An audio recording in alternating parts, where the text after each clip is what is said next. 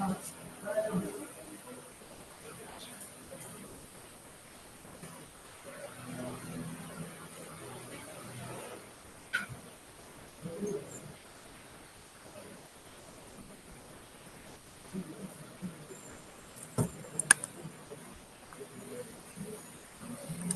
everyone. You're welcome to our second day of building a successful African business entrepreneur. We are live today at Ikeja, where we'll be hosting our last day of this event, Business Summit. Here I can see that all our guests are seated, and my name, as usual, Lucy Isaiah, aka Madam CEO. Just give us about 10 minutes, we will go live, and then you can see some of the outcome of today's event and also the business award we'll be giving out today, and also we'll be doing something about business pitching and talking more about digital uh, presence and digital address. Stay tuned, and we're getting two panel from UK that will be joining us via Zoom, and they'll be live, and then other panels will be for this today. Looking forward to see you guys, and I hope you have a great week. Thank you all, and see you soon.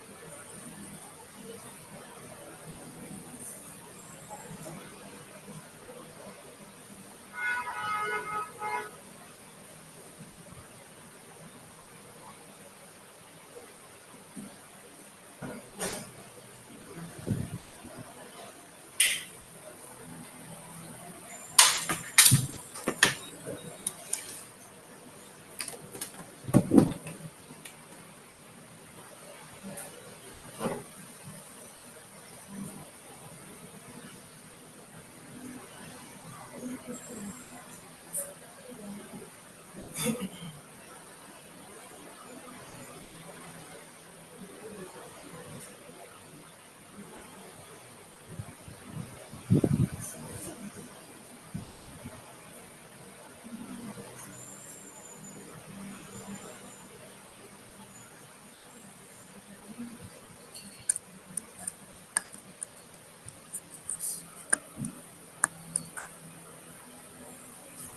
so sorry everyone.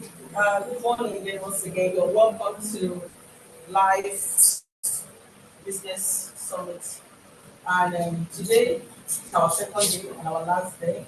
I'll introduce myself. I'm Lucy Isaiah. I'm the founder of Black Female Entrepreneur, Greenwich based in UK. And I'm also the CEO of Second Thought. It's a young people project also based in UK. And I also founded an NGO in Nigeria, which is called Life, Lucy Isaiah Foundation for Female Entrepreneurs. And today we're here to actually network with other people, talk about successful business, how entrepreneur can be successful in running their business in Nigeria, in Africa, and also see how we can network with other people, existing business owner. My sister actually said something yesterday, which I'm still dreaming about it because I know you hit the point how we can turn um, social group into economic social group because we have so many social groups. I think I was talking about the mentality we have here, then going back to UK or going back to Europe, we still have the mentality of having this formal or informal group. All we do is party. All we do is constant party. We eat together, we drink together, we do it so many every year in, year out. And we don't use that fund to actually turn it and make money out of it. And if you, I spent a lot of, I think I spent 23 or 25 years in UK, and I've seen a lot of those small informal, they call them pressure group, activism group. So there's no group you see a white man go and sit down there, they're not making a difference, they're not making changes, not just changes within them, but changes in the society. But we have some of those groups, we don't take them. It's like some of them are politically involved or they are fighting for local community or they are impacting on environmental, they want to have clean air, clean environments, or it's that they are also fighting for young people, or they are fighting for women's rights or men's fathers' rights, all sorts of rights they are fighting for. And you can see and that make impact in the society. Yesterday I was talking about that if you think that it is the European government that helped Europe to develop, I say it's a big far line. It is community group, it is charity, organization, pressure group. They are the one that actually make the society to work better. They are the one that are looking for social justice. They are the one that are making sure that there's something they call Section 106, that is development for corporate organization, making corporate organization corporate responsibility, social corporate responsibility, making them accountable, making local authority accountable. And what I have noticed, and I keep saying that I said for Nigeria to function very well, the local government must work. If the local government does not work, no matter what is happening up there, so, because the local government, this is where the masses is. This is where the problem is. This is where people are going through a lot of problem. This is where you find small businesses. You know, local businesses, entrepreneur is where you find them. And if there's no good policy in place to support housing, to support employment, to support good trade, to create credit facility, then there's nothing will work. If I ask anyone here, do you know who is your local government, the ward local government councillor?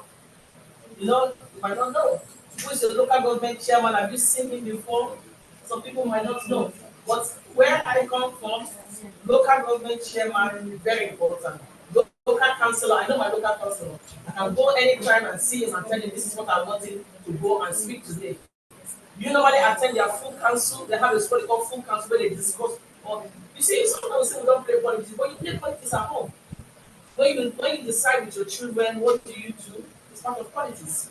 You know, you tell your child you have 5 children. How do you maneuver those 5 children? It's politics. You have 10 friends. How do you maneuver those 10 friends? It's politics. So if you say you're not a politician, I would say you're a big fat lie. And also in churches, in religious spaces, they play politics. If you're a good Muslim or you're a good Christian, you are a politician. Because that's what they do. That's what they do to actually make the day-to-day of that activity run. Church play politics, mosques play the mosque play politics. So not to body too much of what I'm saying now, but just a kind of icebreaker to welcome you all to this great event. So one of our key focus is building a successful African startup entrepreneur. I'm a startup myself. You can see this is me. Someone I tell someone that I'm a designer, they say, how can you be a designer? I'm a designer. I make clothes, I'm an artist. This is what, and I make just African clothes. I don't make any other one. But that's what I'm comfortable on. And anywhere I go, I always wear my African attire because that signifies me. That is my heritage. Because you see, Africa is the top of the selling market. A lot of you don't know. We are at the top of the market. And if you cannot benefit, if you cannot make money out of Africa, the Western world will make money out of it. Our wares, our clothes, our food, everything is at the peak. And some of us are not taking advantage of making money out of it. So where I am, I said to them, no one is going to celebrate African heritage, but it is my birthright. I remember somebody saying to me, "Oh, you see, we want to do Africa." I said, "No, you don't have the right to do it."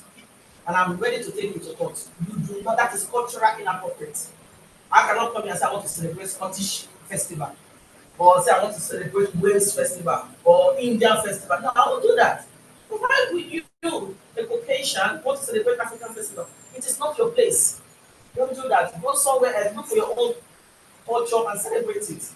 So we should take advantage of what we are. The color of our skin, black, this is a triple B, black, gold, and proud. And yeah, black, beautiful, black, beautiful, and gold, beautiful, and there. Take advantage of that triple B and make good use of it. So let's join hands together and make a successful entrepreneur. And one of the key things about why I actually want this to be like a headline, because seeing me today, I will not say I've been successful, and the person behind it is my mom. You know, I spend a lot of I said, why I even going to fashion? Because my mom does everything. She sews, she bakes. I have a restaurant in UK, and I was able to open a restaurant because my mom, that we were all brought up in a restaurant home. My husband is a chef. Even though you want to work, I said, no, you will only make money out of this chef when you set up your own business. Because how long are you going to work for? You know, so for me, I just believe that having your own platform to do your own thing. Source of income should not be one. I know sometimes Africa think maybe because I'm working, that should be my only source of income. No. The reason why Europe is so developed because they have multiple sources of income. People are working 3-4 jobs. And we are here in Africa that have the opportunity to do that, to have a job and also have a business. In Europe, they have so much money. If you want to start, because I remember when I want to start, I went to say, go this side, go this side. But later when I had discovered, it is not because of that I don't know what I'm doing, it's because I'm a black man. But in Africa, you don't have that discrimination. So, but I was thinking maybe that I was not smart. Maybe I was not smart enough. But I later discovered that it's not because I was not smart, it's just because of the color of my skin. And as soon as I identified that, and I said, you know what, I'm going to be your signboard because I'm not going anywhere. It's either you open the door, I break that door, or you keep hearing the noise from me knocking at that door. So, and I try to do that, and I noticed that they will not even budge. You know, sometimes you see the way the Western world operates is they believe we give up easily.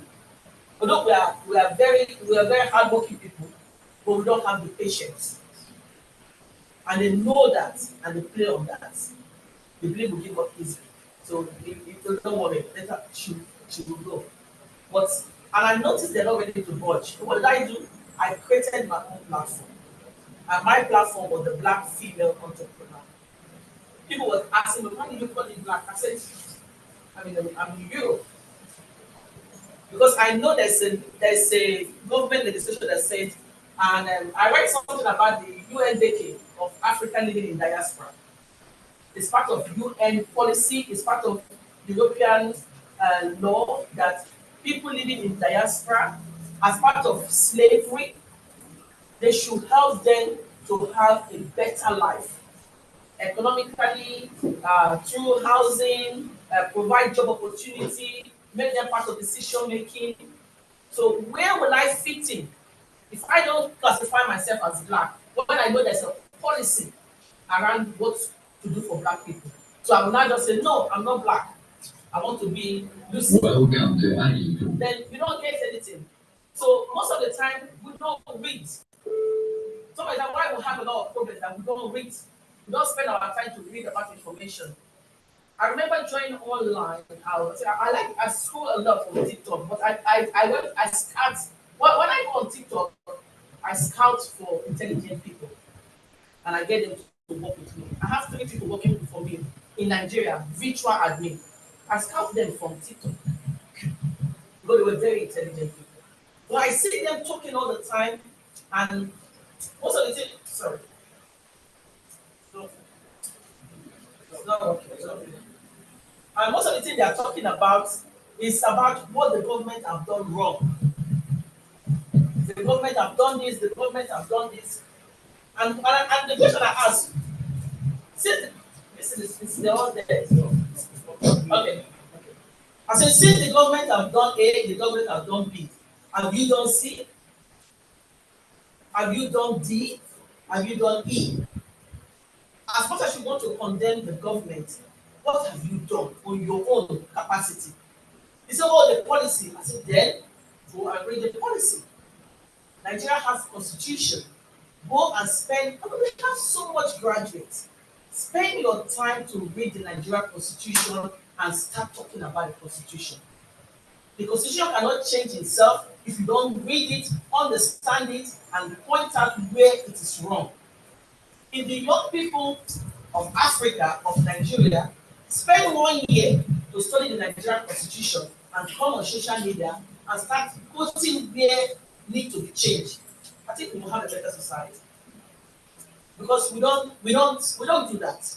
How many of you know about the Nigerian constitution? Who knows which area is what? What area applied to you? So we need to spend time to read the Nigerian constitution. My years of staying in the UK, I'm not a lawyer, but there's no case, because I do advocacy, I'm not a lawyer. But I've taken my years of staying in the UK to study the UK law. You can't beat me on any case. There's no case you bring because I represent Nigerians. Either housing, legal issue, immigration. I would, me and the government will have a big banter. We'll have a big conversation about it. And I will bring it down to common law. What does common law say? What does the human rights law say? But how many of us will say, I understand the Nigerian constitution? And how do we make sure the Nigerian constitution means something to us? Even we are very bad in being opposition leader. But there's a different way you can make things. And I'm not trying to go into politics, but with that policy, we don't have this. Policies need to change for you to have a successful African startup. Because a lot of our startups lack support, lack mentorship, lack the opportunity, lack the platform. When I came into Lagos, I love the street trade. You see people selling water, everybody's hustling. People on the streets, yes, they might be blocking the roads, and maybe some people might not feel comfortable, but there's a way you can organize it and it become it benefits everyone. But when you go to Europe, you can't sell anything on the streets. You can't. You are not encouraged to become an entrepreneur because the system wants to wrap you under its codes. So what you do, wake up in the morning, go to work, 3 shifts, come back, so that you don't pay attention to what government is doing, how they're changing policy. But you don't have that here. to take advantage of it. We can actually turn that. I will talk yesterday about credit facility. In Europe, they live on credit. Right? At the end of the month, they pay all their bills. Car finance, mortgage. Even if you can even go to buy in the supermarket on credit. Even going to the club to drink your wine or eat your food, you can buy that on credit by your card. But there's a way we can do credit for small businesses. Where all those big companies, like the ones, because I can see some of the provision shop, those selling mineral, those selling water. How can these people buy on credit, sell, go back and pay? We can create that system that people do not need to wait for big capital or wait till they have capital for them to start up a business. It is important that we create that credit system that will benefit entrepreneurs. Not just credit system for people that already own this big business. My recap yesterday was about looking at the successful business. I'm going to ask you guys the same question. Who can tell me, it was Christian that asked that question yesterday. Who can tell me which company can you identify? A Nigerian company that is a successful entrepreneur. Successful one. Okay. Global. Eh? Global. Global. Anyone? Dangote. Dangote. Anyone? Anyone? It's nice that we call the companies. You see, very interesting that we're calling the big corporate one. I'm looking for entrepreneurs. Small entrepreneurs. People like me and you. Can you name anyone? So you don't see anyone on your street that sells provision and is a great entrepreneur. The one selling akara that has been here for 10 years is a successful entrepreneur. They started small. Yes, yeah. Gentle, just right. Yeah. They started small. Yeah. From Nigeria. Yeah. So there's a lot of them. See, this is where we talk about. Back home, we say lack of cultural identity. Lack of cultural identity. You are ashamed of your. So we are even ashamed of the small business in our streets. Then how do we promote them? How do they become successful entrepreneurs? What we do back in Europe, where we live in our locality, we celebrate small businesses. We give them awards. We recognize them. Because without them, there is no street economy.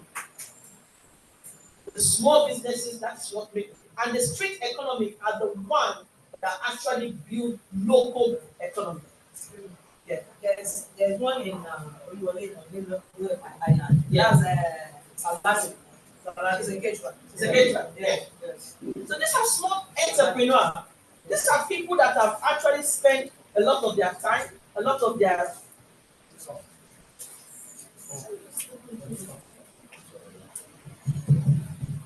these are people that have spent a lot of their time building their business. Some of them, they're not even taking loan from the bank. They actually created their own loan. I know you might love to see those big ones. How many of them will stay for the next 10, 20 years? Maybe we can give it a try. God keep all of us alive. We can give it a try and see those big parastatals, those big companies that are there. Even banks are folding up. They're not good entrepreneurs. So I will call them. The best entrepreneur is those people that have sold sweets, ice cream. They didn't get no loan to start up their business. The woman selling akara, selling amala. I went to eat amala yesterday, and I was asking. You said I'm always very curious, and I asked the lady. I said, "How did you start it?" She said, "It started with a canopy. You know, it started with a canopy, and as time goes, they call it. I'll ask the promoter. Come on, I ask the promoter. They call it amala yahoo. You know." So she started with a canopy, just having the zebra, and then now she built a nice hunt, and she had the chairs, and people were coming in, going out. It was just a little small family, but this is what you call entrepreneur. If you are looking for a mentor, these are the people that you should go to, because they've seen it, they've been there in rain, hustle, They can tell you different stages, what they've gone through, and to even build to have staff. So these are the successful entrepreneurs. These are the people we should be looking up to, we should be promoting. These are the people we should be sending students to go and do placements. I know some students, they want to do placements. They don't like to go to all those places. They want to go to the big company. The big company will not tell you their journey. That's how you finish your entrepreneur, you come out, you finish your IT, you finish your youth service, you will not learn nothing, sadly. You will not learn anything. You just went there, spend time and leave. If you want to learn, go to those small trade entrepreneurs. Go there and do your IT. And for those of you that have children, those of you that work with corporate organization, you can pay for somebody to go and pay those small those women selling provision. Pay her to train somebody. Send students there to go and learn. The mechanic garage that have the mechanic shop, that's an entrepreneur. It's a skilled entrepreneur. Yeah. Like, I just want to give you, I want to give you just a little story about myself. I finished from yesterday. A train, that was 2002. So I've been doing things from home. Then later, I proceed sending queries and I make pics from my house. I make pics from my house. But now I've relocated to. So my husband is working in Lagos here. Because the government demolished my house in Lekki. So I relocated to my dad's place in Shagamu. Because I'm working there. So I've been doing things from the home. Pending till I get a bigger place outside. I have a good plan, I'm a caterer and I do gigs. Then celebrate. That's what I'm doing. Okay. At least it's small scale. I know one day it will turn. Yeah. Thank you. And I would like to let me just say something to you. I know yesterday I raised something. After this, I'm just going to shut down so that you can start up. I said something yesterday that business is not a fashion show. Because most times we, as an entrepreneur, one of the things that actually bring us back is that we don't love starting small. We love starting big. We like to get a shop, make it decoration, put all their setting in the shop, then stand at the front of the shop, pose, take picture. This is my shop. Then you think about the overhead costs. And that's why I love digital marketing. A lot of people sell on Facebook. You sell jewelry, right? Yeah. I'm going to give you, I'm a designer. I don't have a shop where I sell. I do pop-up markets. It's not that I cannot get a shop, but I've calculated the overhead cost of having a shop. But if I can sell this thing online, and I can go to pop-up market 3 times, they have pop-up market that they do weekly, then I can still have time to do other job, to get a full-time job that work Monday to Friday, then Saturday I go to a small market, I sell my products, and I can also sell online. And join a cooperative, which is the Black Female Entrepreneur. And this cooperative create platform. We use places, public places, to set up businesses. A library, church venue, community center, hall, and we set up a table, folded table, every Friday. People know that we're there. And these are makers. We call them makers markets. Local business makers market. We come there and we buy from them. So enjoy you being home. Because when you get the shop, there's a lot of overhead costs. Sometimes I go to Palace. Yeah. Because you're gonna pay chips. Yeah. You're gonna pay for the shop rent, you're gonna pay for staff, you're gonna leave your house, you'll be caught up with hold up. By the time you get there, you're inconsistent because you don't get there on time to open for your customer. So your customer is coming 8 o'clock and you're running late to be there 11 o'clock. You know, there's a lot of things that you pay for electricity, and if your business got to do with light and you don't, then you pay generator, then you're coming home, you're paying your house rent, you're paying this. There's a lot of things. But you can also own the shop and own it with 2 or 3 people. Then it reduces costs for you. And that's where the cooperative model comes in. Guys, I would like to stop here. This is just to just give you a recap of what happened yesterday and what you're going to see today. Our today's program is going to start with a presentation from one of our guest speakers. and then you will have a presentation from myself about this pitching up a business.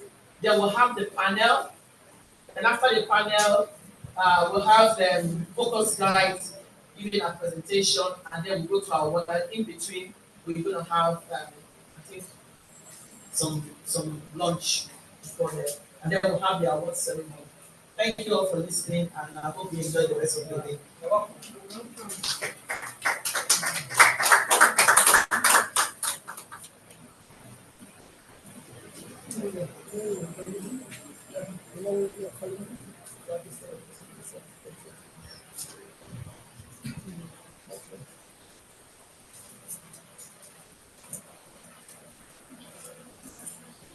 Good morning, everyone.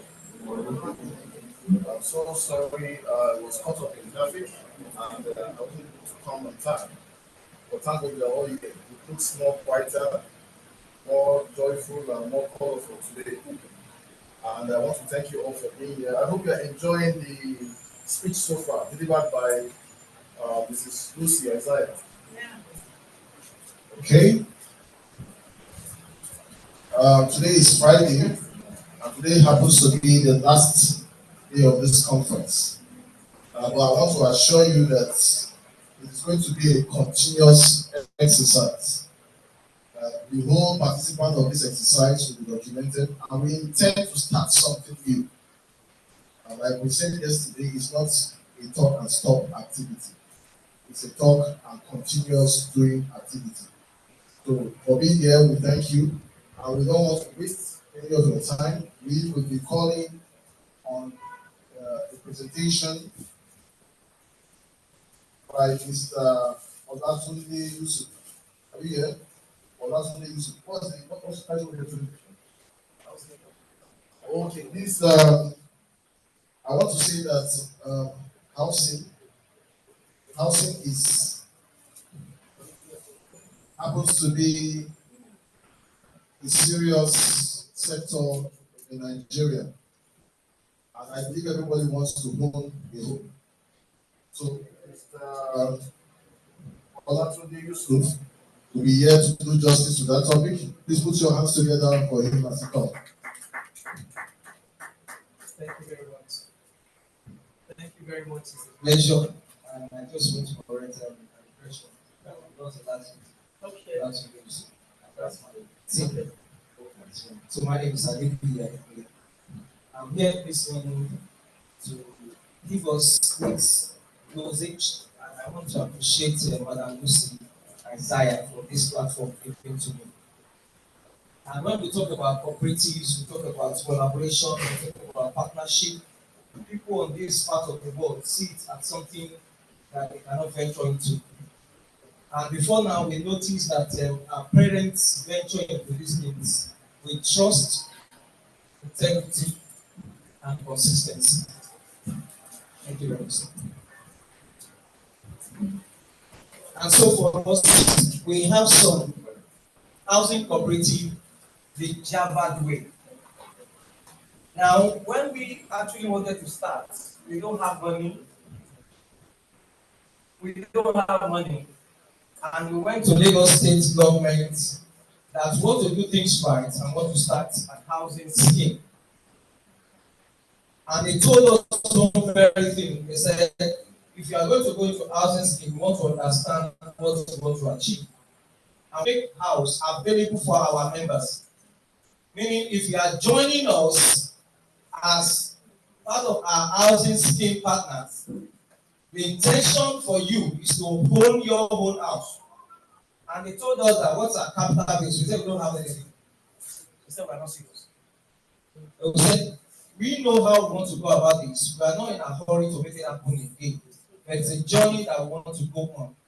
May they take time to inaugurate us in a way to just give us push.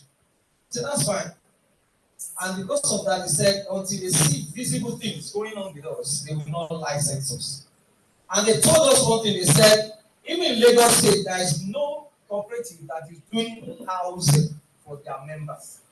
So you should go and know what you are doing. For that is a signal to me to let me know that we are doing what is the first thing that nobody has ever done. And as for me, I saw that this is where we pitch our tent. And growing up, I knew my father and mother had their first house with Jaconde house. And what they did then, I was very small, 1985. I think I was 10 or something like 15. So I knew that they gave them the opportunity to start paying small and own the house. Recently, when I got to see the document I used to purchase the house, it was 10,800 naira for a 3-bedroom apartment. And our own is at Abeson Estate. So recently, my mom told me, said, I'm tired of this house, I want to sell it. And we push it to the market. It's millions because it has government documentation.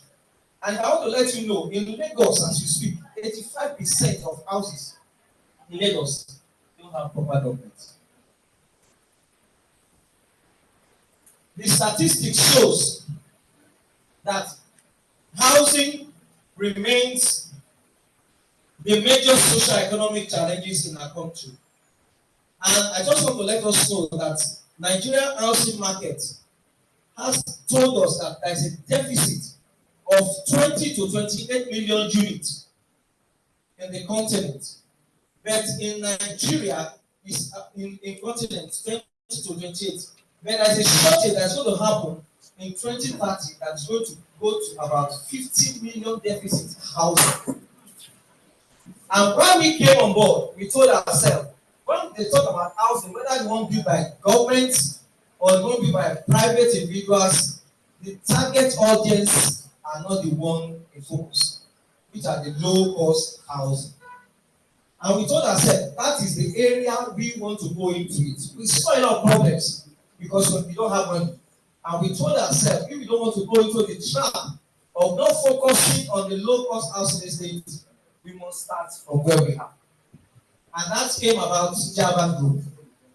And Java Group is a combination, a consortium of professionals coming together with the interest to solve housing deficits. And so that's where we started from. Why do we start from there? We know we need capital, that is social capital. And that is the current value of money now. If you need money and you have people in your team, that's money already. And so we built our own empire with professionals of timber and caliber that have vast experience on this field. So with this, I will just go to, because I have some short period of time to talk to us. This is our board and this is our management. And the chairman of the board is the first female president of architects of Nigeria. That's our board chairman. And we have engineers. That is number 7th man in Nigeria. That's our engineer or founder. And we have other professionals on board. Now, why do we settle for this? The thing for our board chairman was that it's our vision to bring about low-cost housing to the general public. Because she also worked with Jaconde. And all this low-cost housing we are seeing, she was the one that made the designs. And she was the one that put all those designs, ensuring that those things were done. And seeing us walked up to her and said, this is our vision. We want to reach out. He said, now I want to be with you guys. And that's why she came on board, because it's meeting our aspiration. Now, we know that there is a challenge in housing. How do we want to do it in JADEX or Java? The way we want to do it, we have a platform. It's called an app, JADEX app. JADEX app. Now, this is a digital platform that helps individuals to go into owning housing with us. We have several locations of houses and locations which you can plug into as low as 5,000 naira. Now, when we went to Lagos State, they told us, what is your membership fee? When we started, it was 10,000. They told us we are not serious. They said if we needed to know the number of people and we have interested man to come to housing, we need to jack it up to 100,000 naira as our fee. That is when you will know those who need this house. And when we started, we said you can join with 10,000 naira. I want to let you know, people are not joining. They see it as something cheap, something that cannot be achieved, because they have the mentality that it's about capital intensive. And so we hit to Lagos State instruction and we move our membership fee to 100,000. Believe you, we have hundreds of people coming on the housing scheme. And that's one of the things about Nigeria. When you do things cheap to them, they felt it's not worth it. And right from now, we are saying if you want to come into this housing scheme, a membership of 100,000 naira is what is required. The benefit that we have when you join the housing scheme, you are going to be one of our partners saying to us, in any of our locations, you want to subscribe, you want to own either 1 bedroom, 2 bedroom, or 3 bedroom flat. What you need to do is to join the housing scheme, and as the normal cooperatives, when you join, you pay at least minimum contribution, whether weekly, daily, or monthly. So for us here, the same thing applies. Once you pay your subscription fee of membership, it gives you the opportunity to start contributing towards owning your own housing. So what we have done is that whatever money you have contributed with us, we are going to put at least 100% of it for you to apply into our housing. We have our 4 locations where this house will be constructed, and it's going to be for members.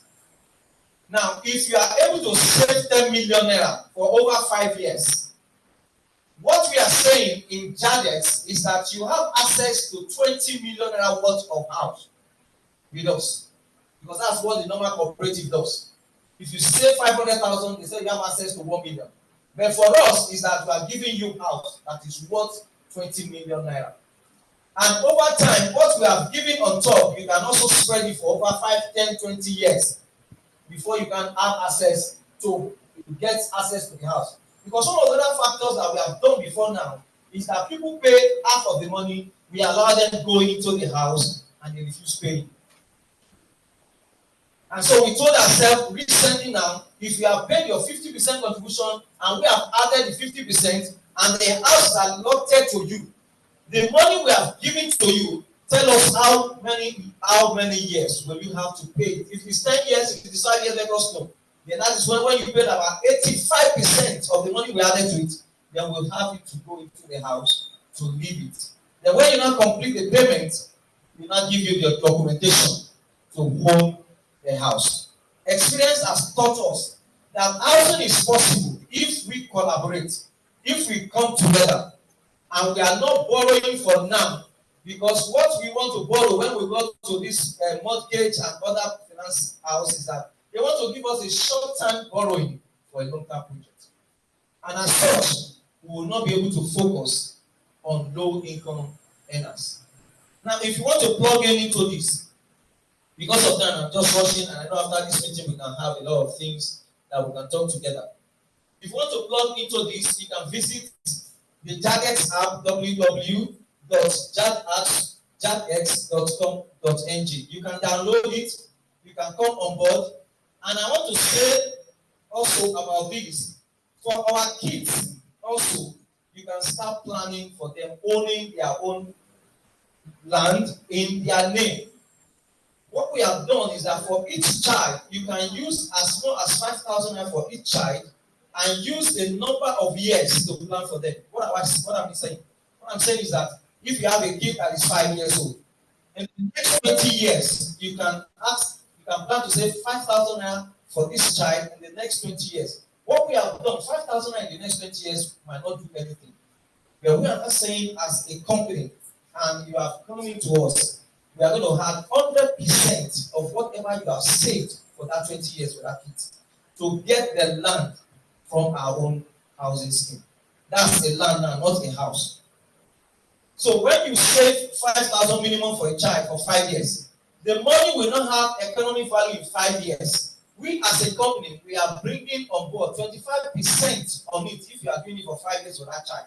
So meaning at 5 years to come, the child will have access to whatever they have saved for 5 years for him or her. Then we are going to have 25% of that total money you have saved. for him or her to be able to access the land at that economic value at that time. If you are doing 10 years for your kids, also we are going to have 50% of it. If it is 15, we have 75. If it is 10 years, we have 100. If it is 15 years, that's 125. If it is 20, that's 150%. So what we are saying is that this land is resident with us, but you are just paying that value to own the land in the nearest future for your child. I will want to stop from here so that if there is opportunity for us to take questions, because I know 20 minutes I have to speak. If there is questions, we have to take questions or we wait. Before we have the panel. Okay, thank you very much. Thank you very much. Thank you so much for your presentation.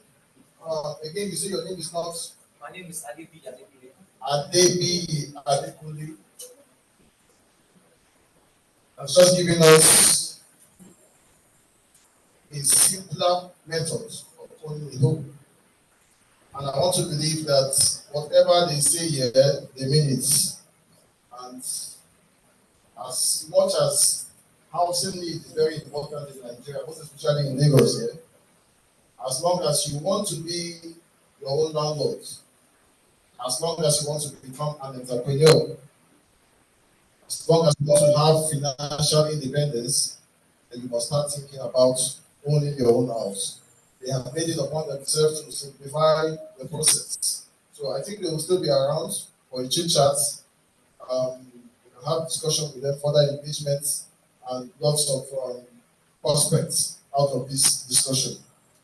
We are supposed to entertain questions for them now or until after the panel discussion. Okay?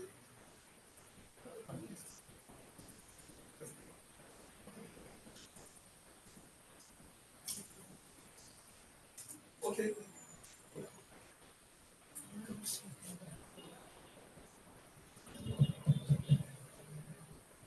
All right.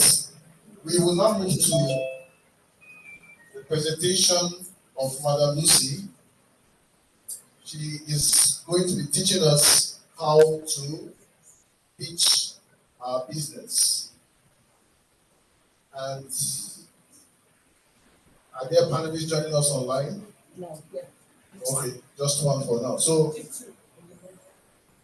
okay. Okay, so you will go on with your presentation, and then as they join in, they want to contribute, then we can give them the opportunity to do so. Please hang on and listen to this wonderful pitch presentation for business by Madam Lucy Isaiah. Put your hands together for her. Thank you very much. I just want to use this opportunity to welcome one of my director from UK. She's live here with us. I'm gonna make this gallery. Hello, Susan. Good morning. Hello, Lucy. Welcome. This is one of Thank my you. director for creativity. She'll be joining us live on the Kristen. She'll be joining Yes. us live as a panel member when all the panel comes. So after my presentation, Susan, then you can join us for the panel discussion. All right then. Okay. Good morning, everyone. Good afternoon. Yes, afternoon. I'm back again. My presentation today will be about business pitching. So sometimes as an entrepreneur, you're looking for funding. I don't know if there's anything that exists here, but maybe we'll talk about finance. But back in UK, we have what they call funding for small businesses. And then you have people like they call angel. There are different sponsors that will sponsor you, give you money to actually start as a small business owner. Because they encourage small business, because they understand that they do local economy. The local economy is key. So you have to pitch your idea to a funder so that the funder can actually support you. They call it business pitching. And over the years, I've gone for so many training on business pitching. Because most of the time I look, there's some that will fund you 50%, 70%, if you have opportunity, go for it because it helps your business to grow. And sometimes the business support come with training, mentor, and that is what life intend to do. In the future, we intend to sponsor entrepreneurs, both training them, getting a UK certificate as an entrepreneur, do all sorts of safeguarding, risk assessment, first aid, um, different qualification I did as a business person. Assign you to an accountant based in UK that will help you with your accounts so that you have an international accounting standard that can suit banks or funders. Also help you to raise funds. So this is something that we benefited. I have benefited. Members of my organization have benefited, and I think it is important that I come back home because majority of my members are Africans. Some of them are Nigerian, Cameroon, Ghana, as group of African women coming together to set up a business. And I wanted to share that experience here. So this is the first thing you do. You introduce yourself because you're going to give a presentation. So what my projects that I was asking government to fund was mindful creation, African cultural well-being, African cultural wellness through sustainable crafting. So I know a lot of us have skill here, but we don't even know that that skill can be a well-being. People face all sorts of. I don't know if they do the same thing because I'm on the road seeing the way they are driving. I see some people have mental health issues, but there's no way you drive like that. If it's not mental health issue, there's no way you put your life in risk. So some people need therapy. They really need therapy because every time I come on the road, I'm always holding my heart in my hands. Thinking, I'm not even scared for myself. I'm scared of them dying. But the way they don't have value for their life. So craft, cultural craft back in UK. Now NHS has added it. No, they call the National Health System in UK have added it as part of wellness to help people to deal with their problem. Because if you have dementia, if you have problem of there's some children that have issue how they grip pencil, they hold their pencil like this and writing. They say when you use needle, constant using of needle crochet can help a child to have a fine motor system in terms of writing. So the craft has become something important in building wellness. We used to have that in Africa. I remember going to school. Part of your work, you do knitting, crochet. I'm surprised now. It's not something that people do anymore. People have abandoned crafts. The Chinese craft is the African, according to UNESCO, the African craft is dying. A lot of the craft skill that we have is going. The time will come, just like our language is disappearing. Maybe 10, 20 years, no more African crafts. It's finished. Because we are not, there's no transferable skill. No one is keeping it. The young people are busy going on the computer, they're not doing crafting. But while we in the Western world, we're still keeping it going because it's part of heritage, they are sustaining it. So I introduced by telling them why it is my culture. I put my address, I think when AG call, we're talking about business address. Even though you don't have a place, you need to have an address where whoever is contacting you can contact you from. It is wrong as a business owner not to have an address. You can come to an office like this and meet with them and say, I do not want to operate from here, but I want to use it as a contact address. So that if people want to reach out to me, I will go on my social media platform. I will say every Tuesday and Monday, I will be at Ikeja. So I will have Ikeja address, or I can even choose 2 business address. Every Wednesday, I'm in Solo. So that is Solo. I will go there 10 to 5. Anyone that comes to see me, they will meet me there. And you pay, they call it table space. Sometimes we don't know how to make money in this country. You get big office, nothing is happening there.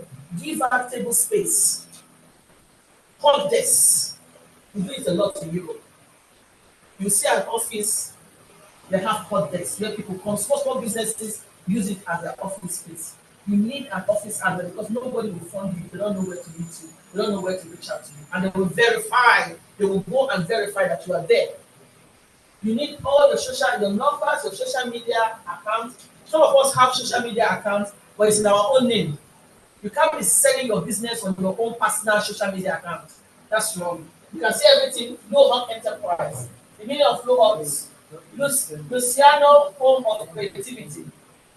Everything low hub, low hub, low hub, low hub. Whoever sees this will know I'm professional in what I'm doing. Your business need to marry each other. You need to have use the social media platform. But and I have a logo. The logo that simplifies me is there at the top, and I have a slogan.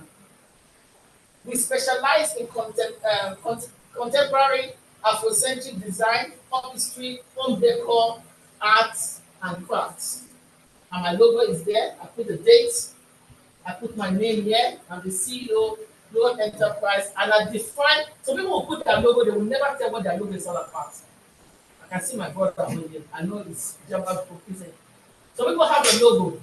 They put it on somewhere, but we can't tell what this logo is from UK. You can see it. You have to spell it out.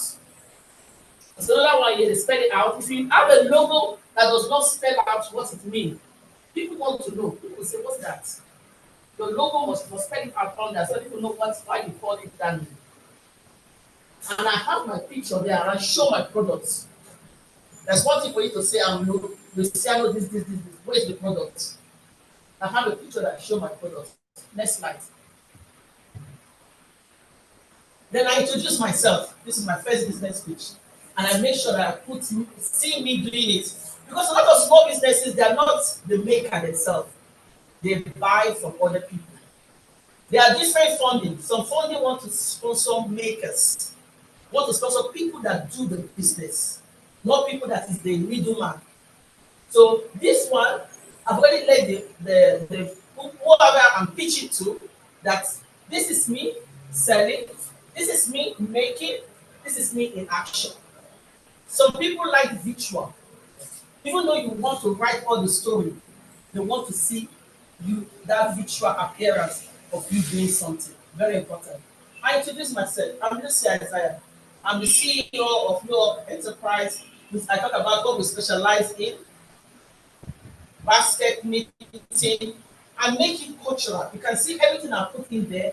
It was telling about African art.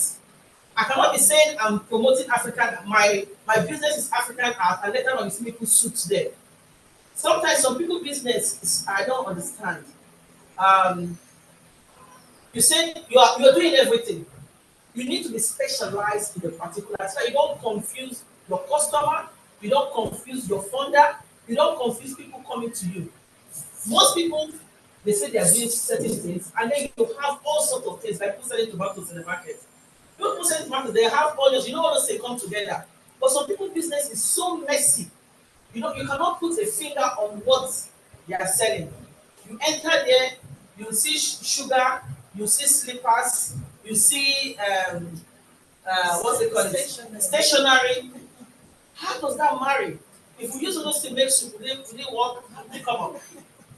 And so people say, okay, they provide services. I'm providing services for children. Then I'm providing services for adults. I'm also providing services for elderly. No. Children alone is a broad services on its own. Child care, nursery care, all those kind of things. Then you need to include people with disabilities, special needs, but all in children. Do not combine children. This I want to say I'm providing training. Then for training, they're also doing business mentoring. No. You need to focus on one thing, specialize on it. So that when you are setting it out, you spend time, you research, and you don't get yourself all confused.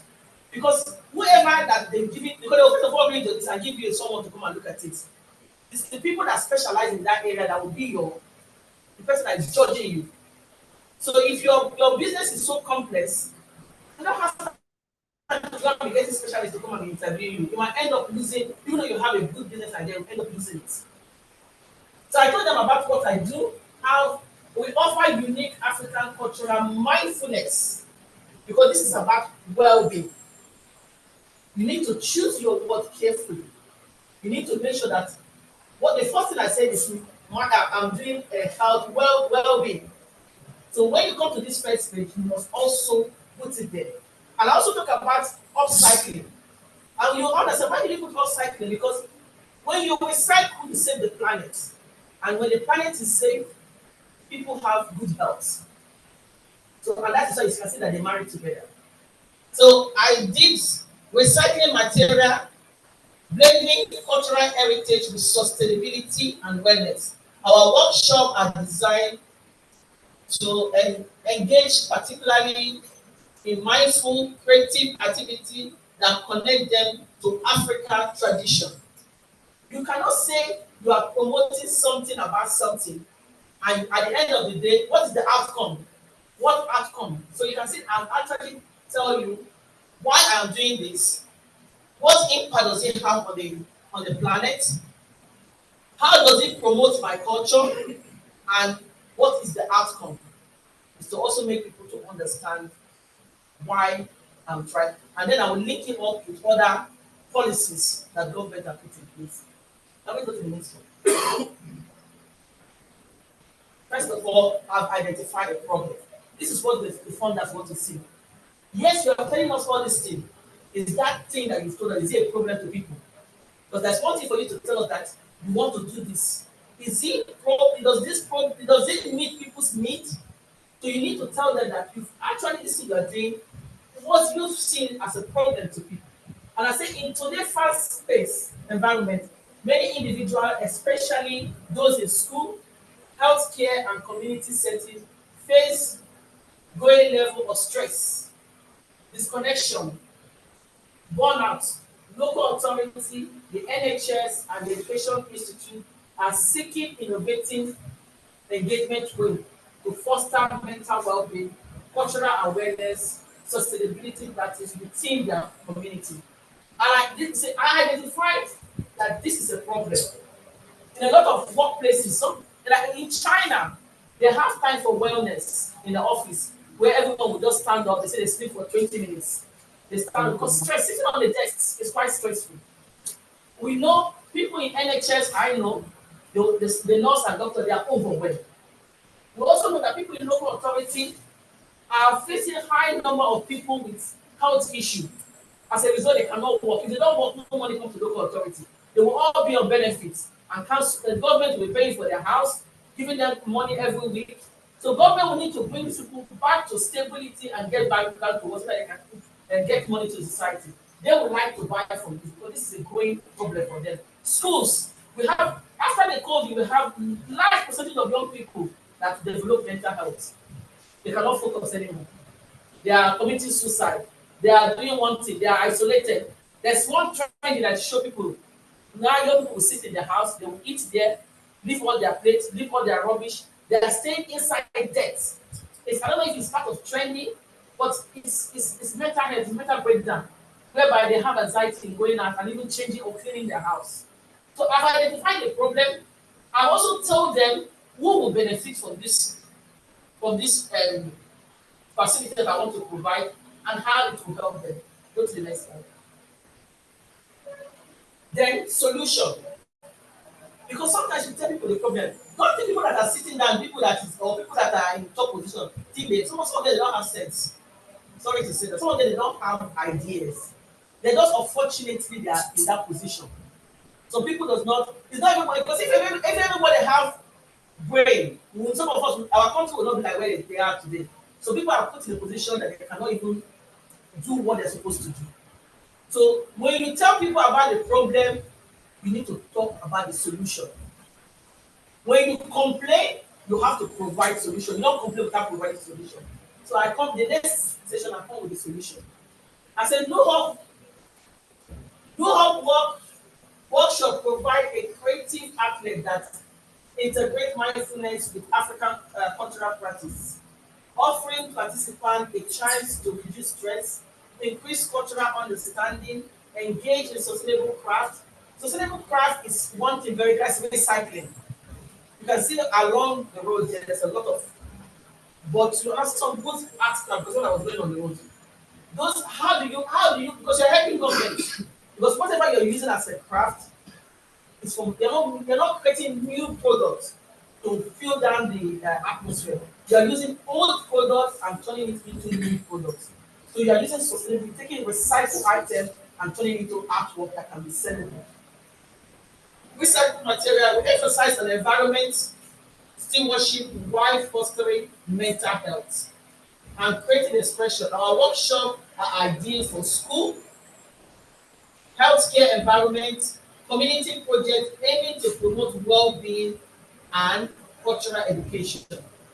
So I have actually targeted various areas that I see even government, private organizations, those that want to do corporate responsibility will buy into it.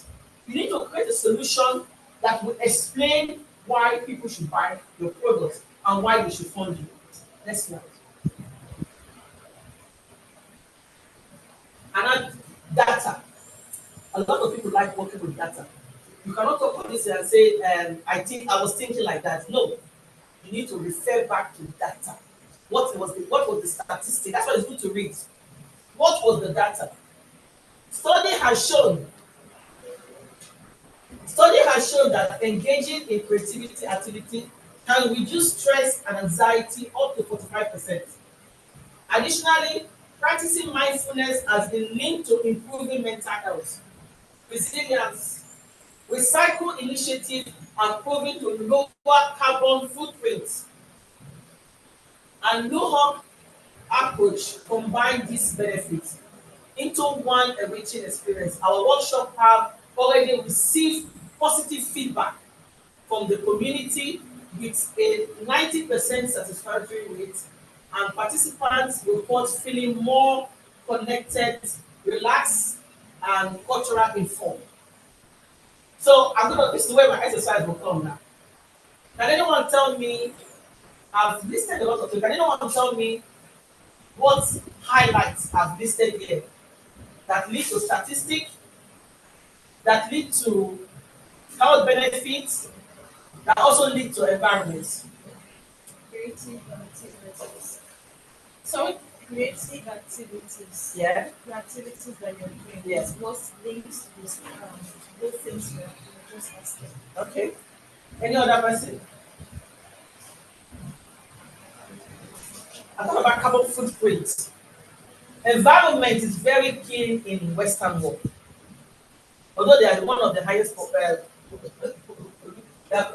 pollute the aquifer, but they want to see, because when they go to this their G summit, you must show that you are working in reducing carbon footprints.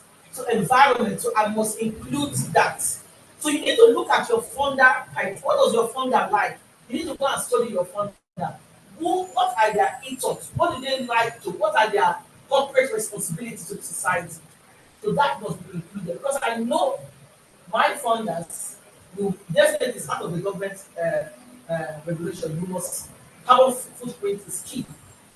I also know that my funders will want to see if the community will accept me, and that is why I've told them. I said 90% satisfactory rates. You need to show that you've been doing this, and people. Sometimes we run workshop like this, or you go to market to sell something. You don't get customer feedback, because I know customer feedback here doesn't mean anything to them, but it's very important. Because customer feedback help you to improve. Customer feedback help you to keep data. I said, you go to some people's website, the same customer feedback that has been there for 20 years still there, because that tells you that their customer feedback is zero. Sometimes before I buy anything, I go to see what customer review is. It's important. So we have 95% of customer feedback.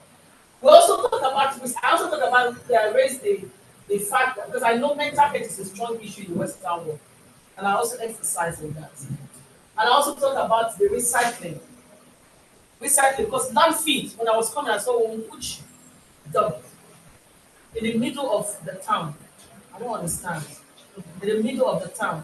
So someone's coming from, investor is coming to this city, beautiful city like this.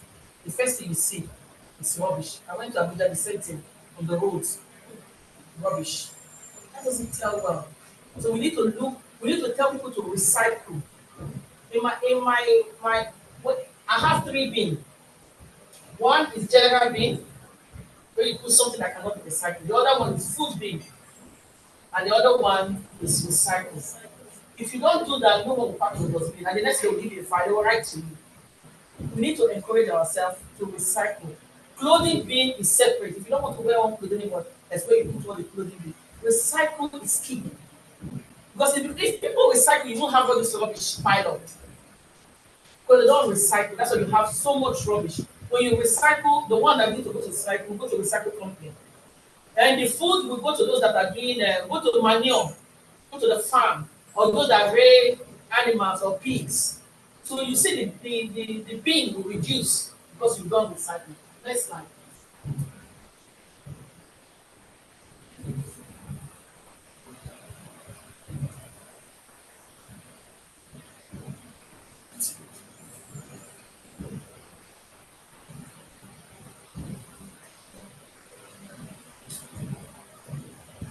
So while you're doing that, next slide.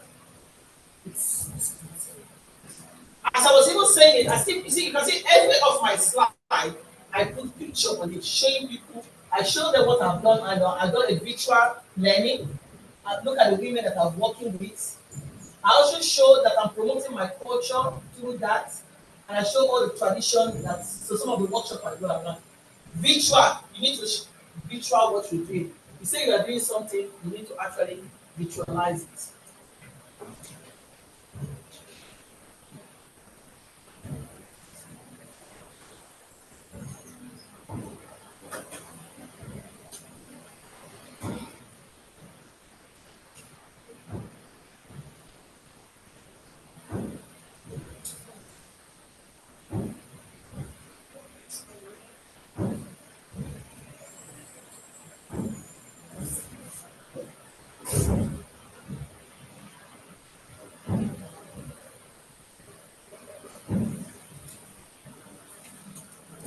So after I give them the next one. Huh? Yes. So after I gave them, can you bring it down a little bit? Minimize it.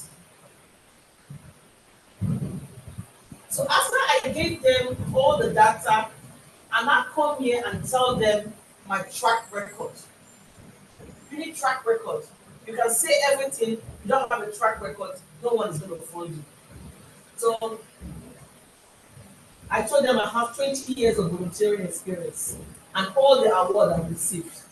I showed them here, this is an award I received from my organization. This was the Queen Award. I was honored to be given an award by the Queen during her 50th Platinum Jubilee. So I got the Queen. I wear about 10. I think in each borough, just like in each state, the Queen picked one person to give an award. I was humble. I was honored that I was speak in my own borough to be given an award by the Queen.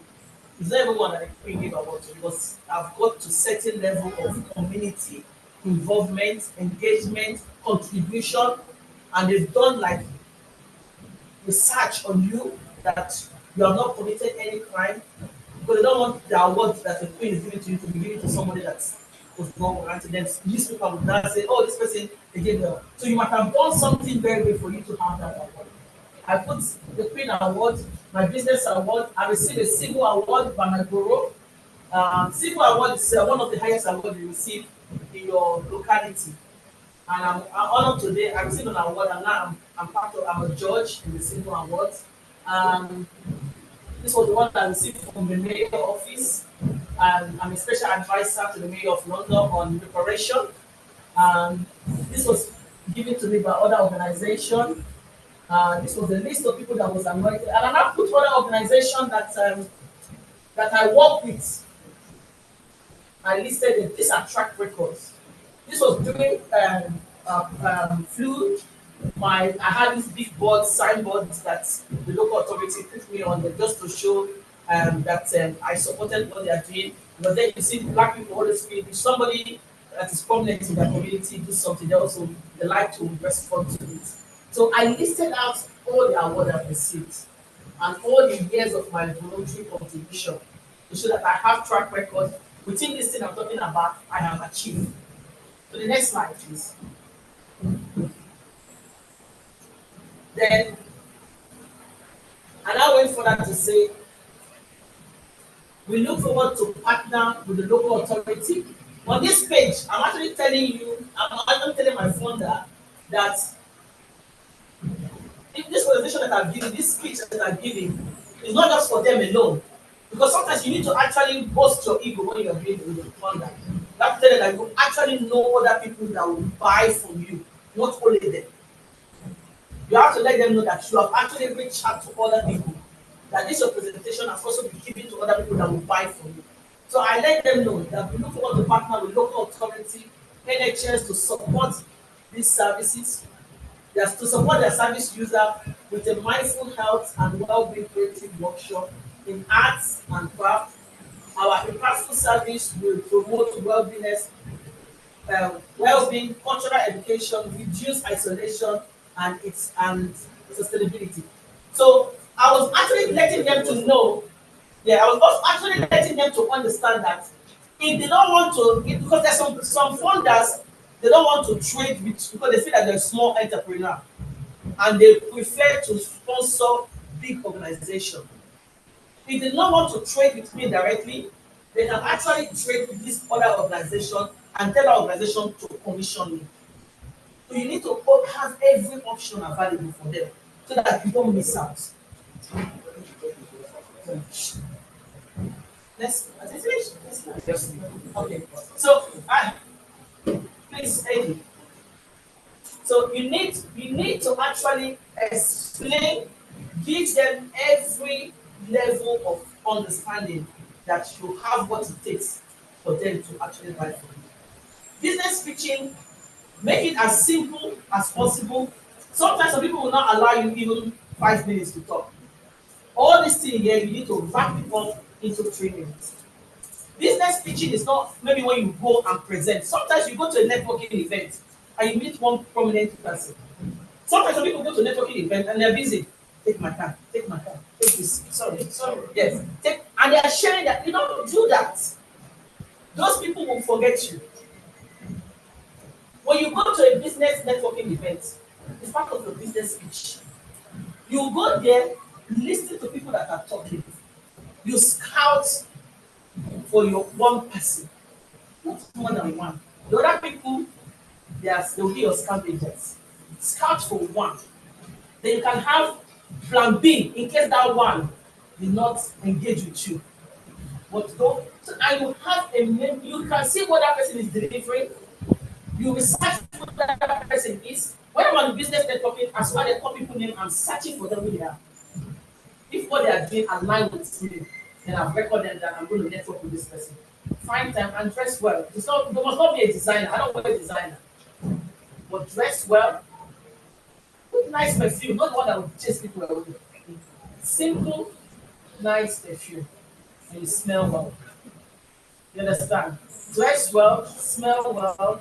You don't need to wear a designer. Simple wear. And clean your shoes. Step into that place and have a proper business speech with that person. Because even though that person cannot help you, they may direct you to somebody that will help you. And introduce yourself, 1 minute pitch. My name is Lucy Isaiah. I'm the CEO of Global Enterprise. We specialize on this.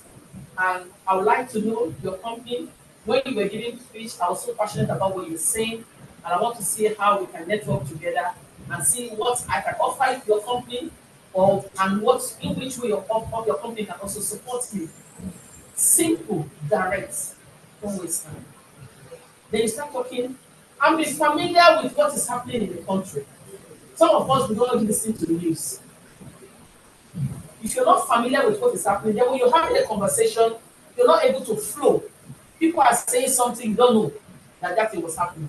I spend a lot of, even my children record news for me because I want to be current, I want to be relevant. It's key, very important. Don't go to an event and you talk to 10 people at the same time. Then those people, because you're not able to spend quality time with them, they will never remember you. They might give you your card, but when you email them, they will not remember you because you never had any.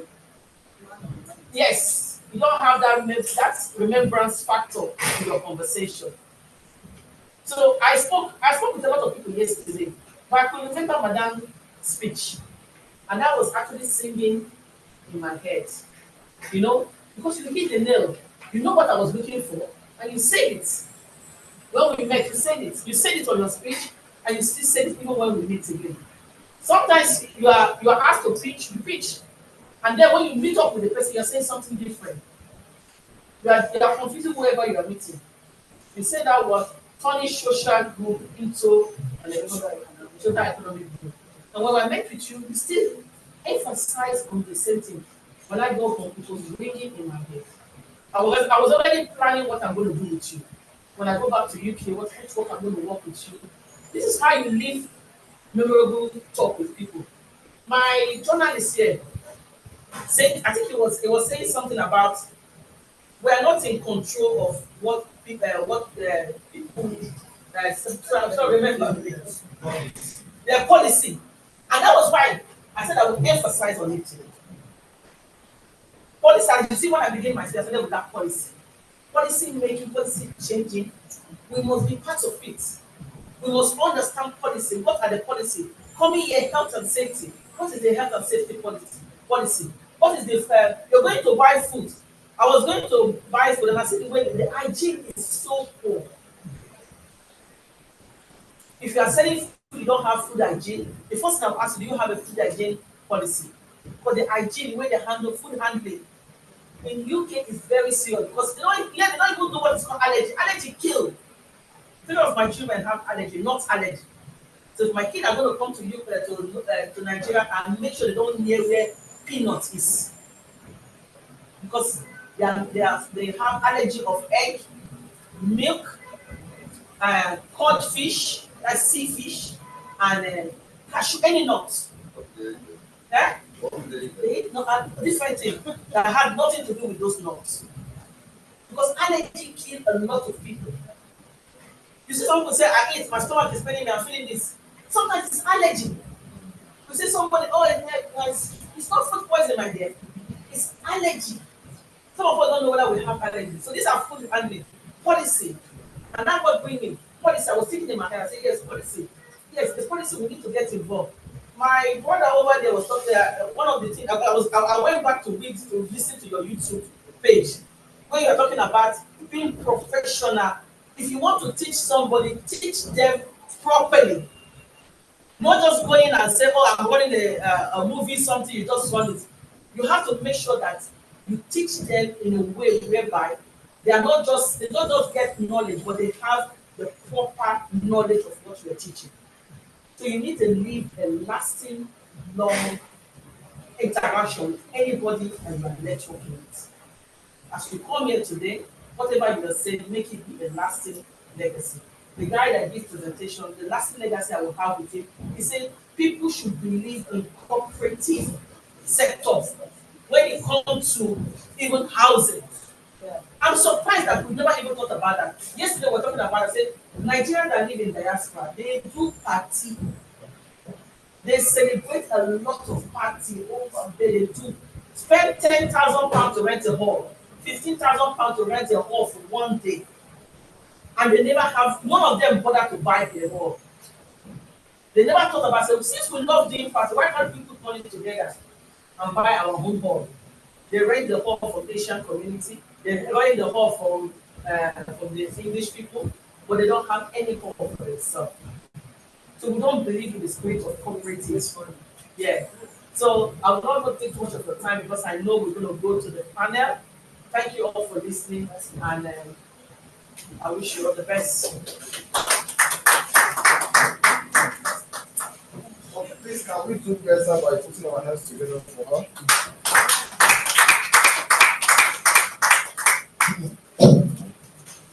That was an exhaustive speech by founder BFE.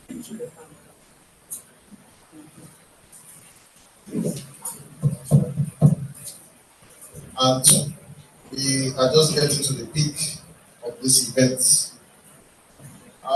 Please, the waiters can serve the refreshments now.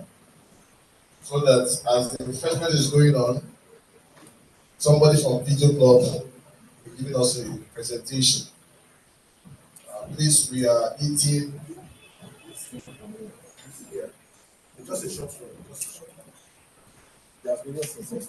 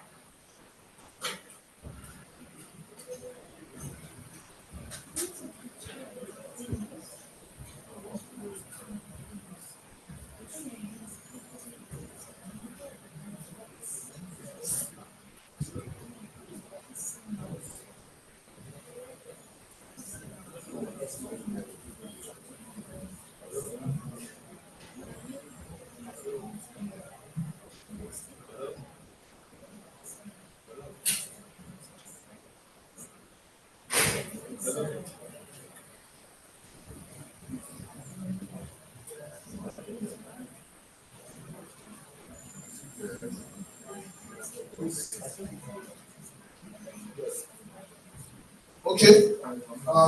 Please, the video guy. Sorry, you have to. You just have 5 minutes. While we are eating, you give your presentation.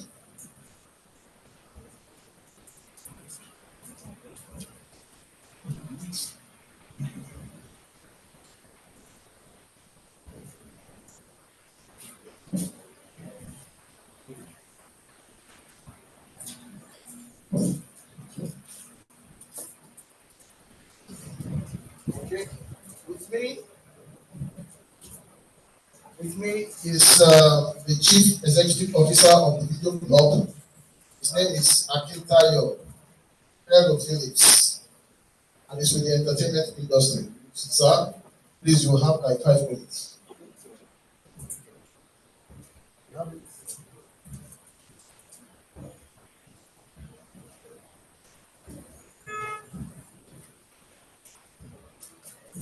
Good afternoon. My name is Akitayo Phillips. I thank God this all is about 80% of, let me say, the whole schools. I thank God with Genesis and everything here because while I was growing up, I believe all of us remember Video Club. Video Club used to be a shop where we rent movies those days. In the 80s, 90s, and early 2000s. Where are the shops today? They disappeared. I'm not supposed to call it, I'm not supposed to, please permit me to call this. The STV was the first one that took them away. Netflix came, YouTube came. Nigeria was supposed to be part of those companies, but because we lacked technology. Well, I'm glad to tell you that Video Club is back. Not as a shop anymore, but as a mobile app. On Video Club app, you can rent movies for 100 naira. Just one movie. What problem are we trying to solve with Video Club? I used to be a subscriber of one of those platforms. And at the end of the month, I got to discover that I pay 4,000, and at the end of the month, I discovered I only watched 5 to 10 movies. 4K is gone. I'm supposed to collect it. What would I ask? Nobody. I now thought about it. Why can't I just watch a movie and pay the 100 naira? Simple as APC. If I watch 10 movies at the end of the month, that is 1K.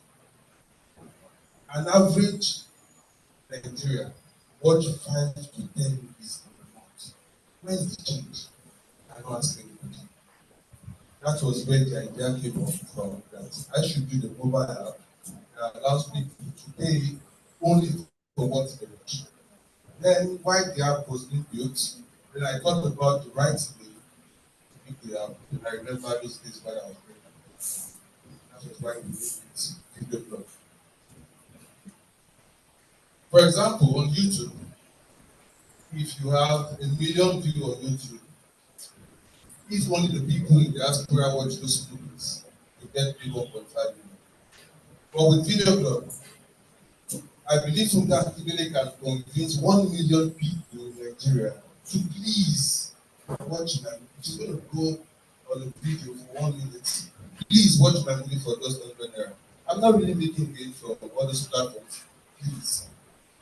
If we multiply 100 naira times 1 million, that is 100 million naira. No platforms of those Western worlds can pay this amount of money. But we are not going to pay all. They are going to give them 70% and video club hold on to 30% because we're going to pay for the back end, maintenance, and the rest.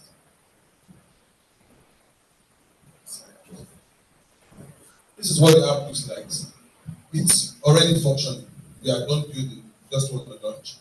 And while we launch, sorry, the app is not only for videos. There's going to be music segments whereby you can play like our audio back and the rest. And on the platform, you buy a music album for 500 naira. A music album, a single music track for 15 naira. Just like the day of the olden days, when this is the viral people, we purchase CDs from them, we brought it online.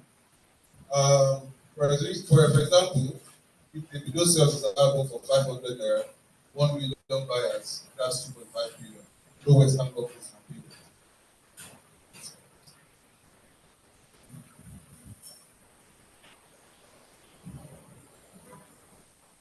Next slide. Okay.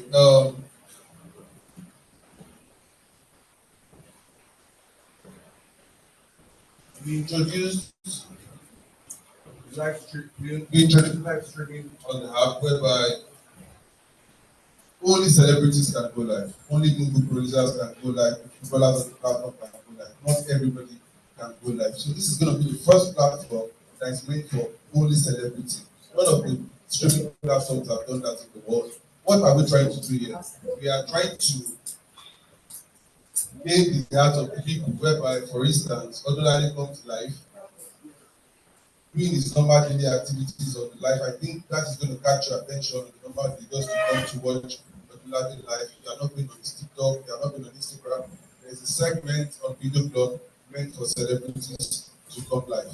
And this is where ordinarily I use Funke here. This is the live streaming screen where Funke is live and chat out, see whatever she does on the live stream. Next. Yeah.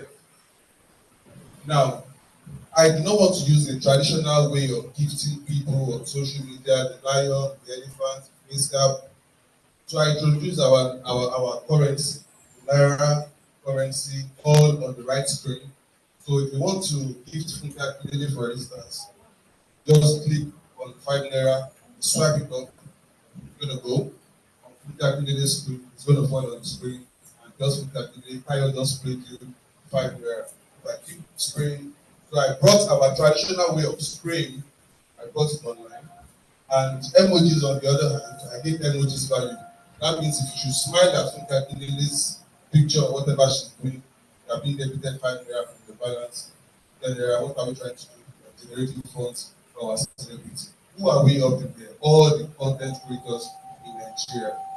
There's a segment for music, there's a segment for videos, there's a segment for comedy, there's a segment for skits. All our content creators, this is home for them. We have built video club for them. So I want to use this opportunity to thank Queen for giving us this platform to come and tell you what we do. Thank you.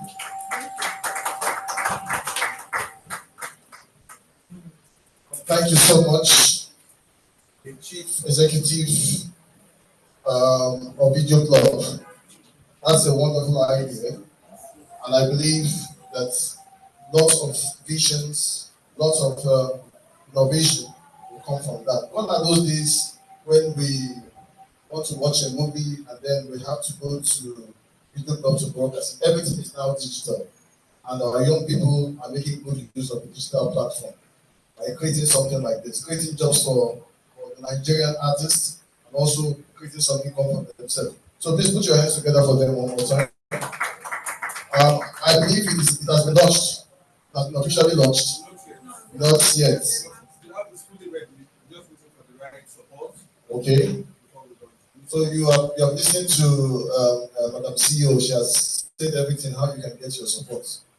I think our international personalities are there. So pitch your tent properly, and I believe you can get the need. How much do you need to set it up? $500 million. 500 million. That's good. That's good. Okay, we believe you can make it. 500 million. I believe you can make. I just advertise for you now, so you see me after the event. 10%. All right. We will now move over to the panelists. So,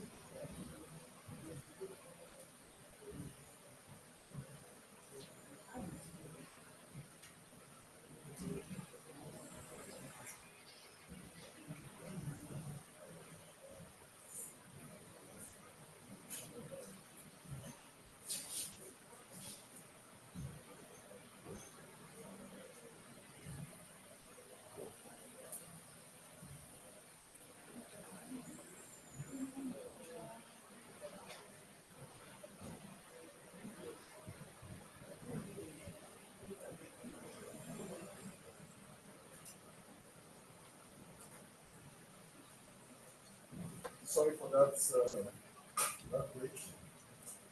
We are now going into our panel section, where we'll invite some persons to come over to the panel, and then we'll have a discussion. Then whatever questions you have while it is going on, you'll be free to ask questions going forward. So the first person I'll be calling to the panel is Mr. Adebule. Welcome, sir. Then the second person on the panel will be Mrs. Francisca Hardy. Welcome. Put your hands together for her.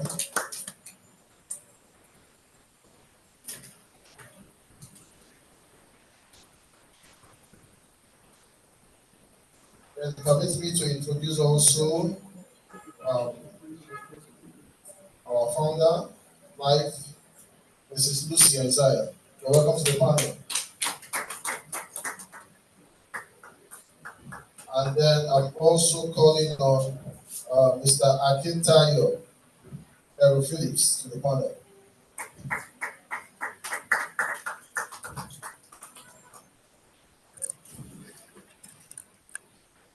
All right, welcome, guys.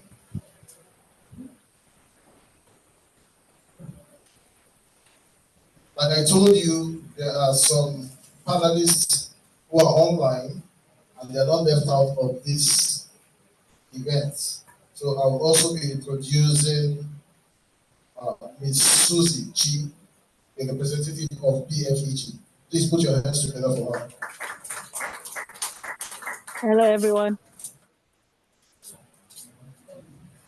We can hear you loud and clear.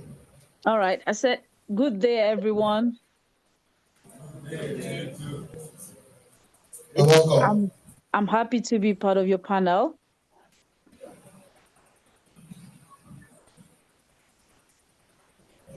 Thank you. Thank you. You're welcome. So I'll be handing over the mic to Lucy Isaiah to take control of this panel. Thank you. Hello, everyone. I believe we've all listened to all our panelists. A lot of them have talked about, and you can see everyone seated here are entrepreneurs. Whether you're opening an app, you're a business person, you're even a startup. So you're just getting there. Um, Everything what you did now was a pitch.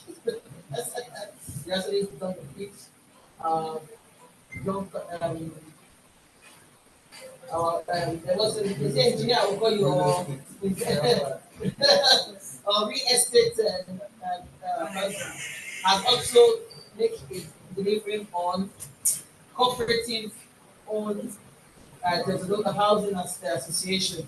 We call it back in the UK as housing association, cooperative owners association. I've delivered my own pitch on how to deliver a pitch and how to present your business and the rest. And the only people that have not done their presentation, which we kept it for this panel, was Francisca and Susan. So I will hand over this opportunity. I'll hand over the mic to you. I'll be leading on the panel just to get people. If you don't want to ask a difficult question, I'm going to ask a difficult question.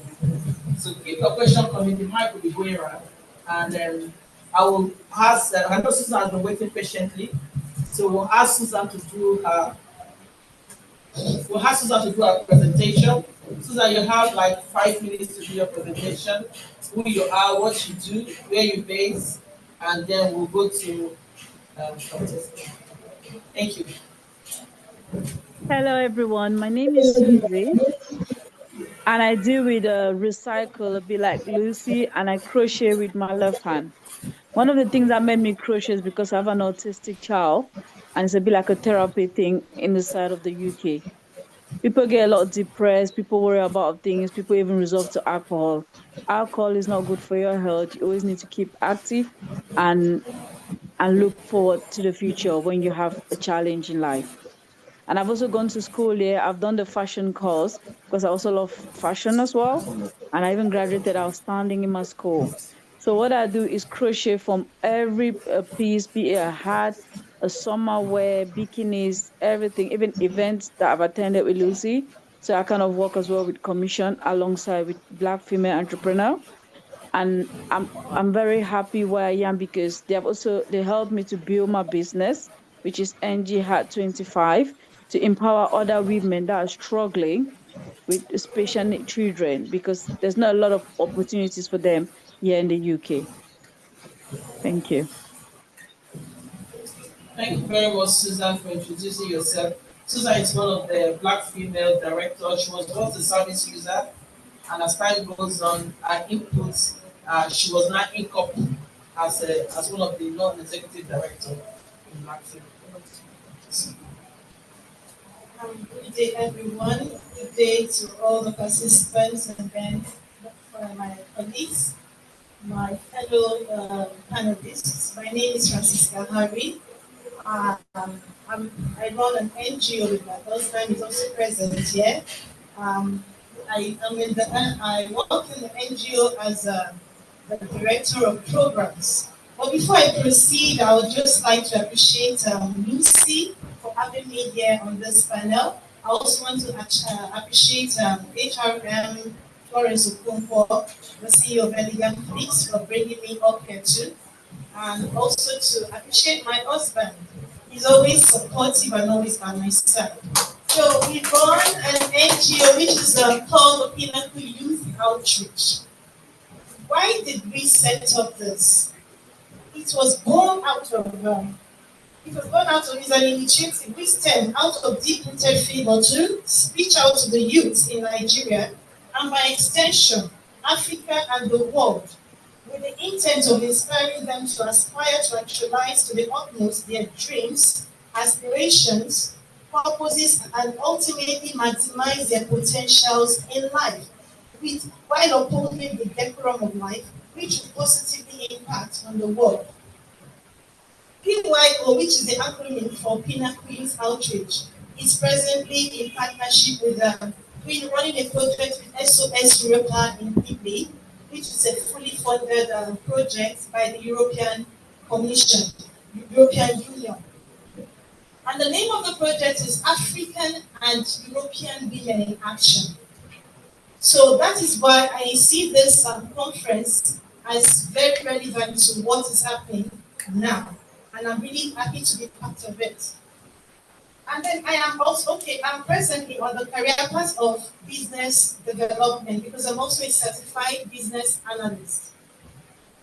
What is our vision in Pinnacle Youth Outreach? Our vision is to restore the dignity the dignity of the youth, which is encapsulated in our core values of purity, vision, learning, and work.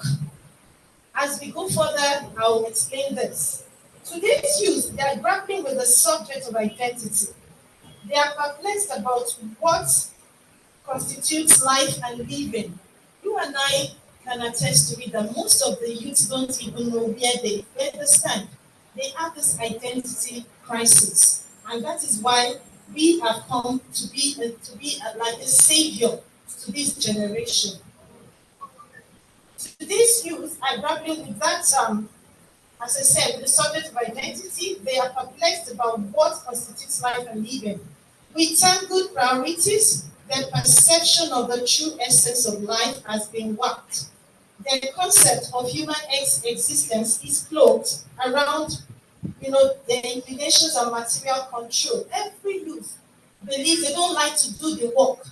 But I have this slogan that don't look at the result, look at the process. Don't look at the result. This is what we tell the youth. Most youths, they see a fellow youth and they want to just be like them. Have you thought of how the person got to that position? So don't just look at the result. Even for even for entrepreneurs, don't just envy people. Just like she said when she was teaching us on pitching. Do you understand what I'm saying? When you look at somebody, don't just look at the glory. There's always a story behind every glory. So don't look at the result, look at the process. And calm down. Don't be too high-minded. Calm down and ask the person, how did you get there? That is where mentoring comes in. Don't be too, when you want to have a teamwork or you want to succeed in life, you need someone to hold you by the hand. Someone who has been there. So thank you. I really appreciate this conference where you brought us here because I've had so many people air their views, people doing startups, people doing one thing or the other. And at the end of the day, it's for the betterment of this generation. So I want to also say that success is swift cash. That is what a lot of people see. You see success as swift cash. That's why people go into Yahoo and all whatnot. But what I'm actually here to do is what I prepared for is funding and digital visibility. Can I go on with that or? Okay, just 2 minutes. Okay. Okay, generally, I noticed that a lot of tertiary institutions, they don't really train our youths on how to become entrepreneurs. But I have a witness in the house. Yeah. They only teach them to just get the degree and go out there and look for jobs. Even with the parents who are not helping matters.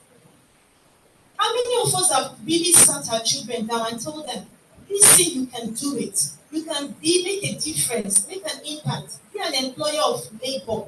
And don't look for that is what we are telling our son now. He's right now, he's presently is doing his youth service. And my husband was telling me, made me laugh. He said, a woman, when they were doing the convocation, he graduated from Covenant University. She was asking, so where would you like to work? And my son was like looking at her. Because he's an IT person. So we have really told him, you can do it. You can do it. You can make an impact and be an entrepreneur. That is the best you can do for yourself. So what? Okay, let me just fast forward. How did we get to this point? We use outreach. When you are looking for funds, how did we get to working, becoming a global personality, working with European organizations? You need to put yourself in the digital visibility. Engage digital tools. When we got started, it was a lot of hard work. You need to do research to become a better person. You don't just fold your hands. If you fold your hands and think people will sort you out, you are joking. When you don't put in anything, you get nothing. You need to work. I'm talking say work. You need to work as a startup. You need to work. Don't think that somebody will just I'll just give them my name. I needed to go on online, and then we found this organization, Salto. That was what we found. Salto. It helps them. It's affiliated to European countries. When your vision, what is your vision? Do you want to become a global phenomenon? Then you start working and looking for things that will drive you to that point. You don't just start becoming a local champion. I knew we also run projects locally and then globally. And then on Salto, we put in everything. That was years back. And we were found. And now we are the ones even turning down some offers. You see a lot of partnerships for NGOs, even for businesses. Look for the one that relates to your organization. I didn't say everybody should go on Salto. Salto is the one that relates to us because it deals with what we are concerned with. Do you understand? So anything you want to do, we are doing right now. Go online. Look for, maximize and engage digital tools. That is the way, make yourself visible. And then you see yourself being sought after. Today we have the privilege to turn down a lot of people. And then we also found that funding doesn't just come to you, just like she taught us. Another way is writing a very good pitch. You need to write a very good pitch. And then you look for, just like she said, we were here, I don't need to repeat it because of time. Express yourself, be concise. Don't start beating about the bush. I remember when I had a conversation with her. One thing we were, practically talking about is people not streamlining what they do. We want to be jack of all trade and master of none. No pitch will fly that way. Do we understand that? No pitch will fly that way. And then we also have, I know of women, a lot of women in Nigeria. Let's use Nigeria as a context, as a case study. No bank, most banks, women are the ones hit hard. They don't really get funding. One, people look at credit facilities, they look at you, well, you are just starting off, how do we get back? And a lot of them, maybe they are no mentorship. They don't have access to mentorship. They don't have access to, they are not educated. Financial education. Some of them, where the society has relegated them to, because that is one of the things we're handling in this African and European Women in Action. You see, there are about 6 nations. You'll be amazed that it is not just peculiar to Nigeria alone. I'm telling you, this relegation, this gender inequality, the way women are treated, being marginalized, I was amazed. We had 6 countries, 3 African nations, Nigeria, Kenya, Ghana, and then we also had Malta, Italy, and Macedonia. You'll be amazed that it is the same thing. A lot of women are resorting to entrepreneurship. They want to become entrepreneurs. The society is stifling them too. We have what we call the patriarchal belief. Men feel they are in charge. Women cannot do anything. But you and I know that when you train a woman, you train a generation, you train a nation. When you empower a woman, you empower a nation. You see their children doing so well. Most of us, we didn't come out from homes where our parents are really psychedelic in quotes, or a home where our parents are managers in big organizations. But they taught us the little way they could. They were just petty traders. They were just petty traders. But we learned a lot from them. But society doesn't believe that women, but a lot of women doing follow and show Alakija in Nigeria today. So what is the solution to this funding for women? We should try and have small networks, mentorship groups where we can teach them how to access funds. And then we also have the local way, where we call Esusu, where we can cooperative thrift. When you save up money, it goes in turn like that, in cycle. You take this month, another person takes this month. We just have to find a way out. We just don't say, because they're just like she did. They didn't give her a chance. And she just, thank God she was able to, get why she was being rejected too on time. If not, she would have sat there applying and going back and forth. And today we will not have this Isaiah all over the world, because I believe they are going places. This is just the beginning. Do you understand? When the world rejects you, look inward. What can you do? What can you do? If man says, I cannot give you funds, what do? You can have a small community, just like she said. Community of women, you save up money, we help one another. Do you understand?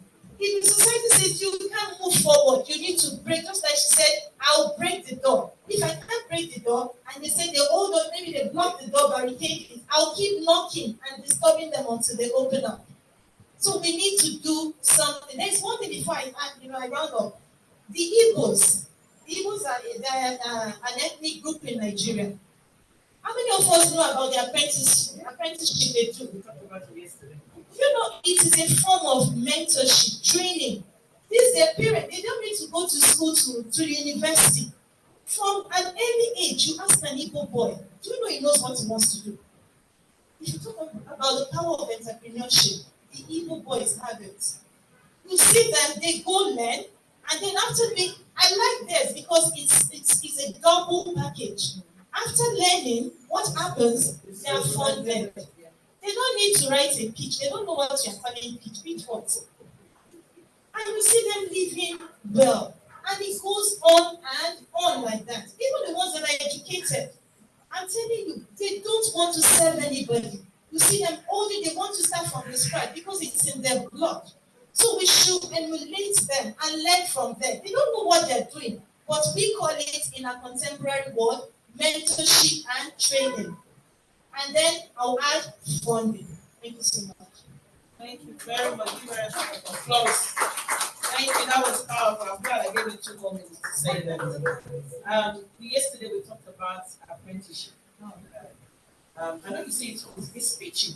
Yeah. When you serve your master for 10 years, your character is pitching, the way you behave, how you learn. It's not everybody that goes to that form that succeeds. So those that did not succeed, their pitching was wrong. I think they have a form of what is a physical pitching. Your behavior, your attitude, how you present, your discipline, your consistency, that's pitching. So, and another way, volunteering. The only time we volunteer, we're talking yesterday, is in the church. We only volunteer in the church. I think one of my next seminar, maybe that they will drive me to become a Christian, is for the churches and the mosques, our religious leader. Yesterday we talked about using the church premises as a form of business platform. There's nothing wrong if a church will say once a month, if you have a business, come and showcase. We are having an economic church services.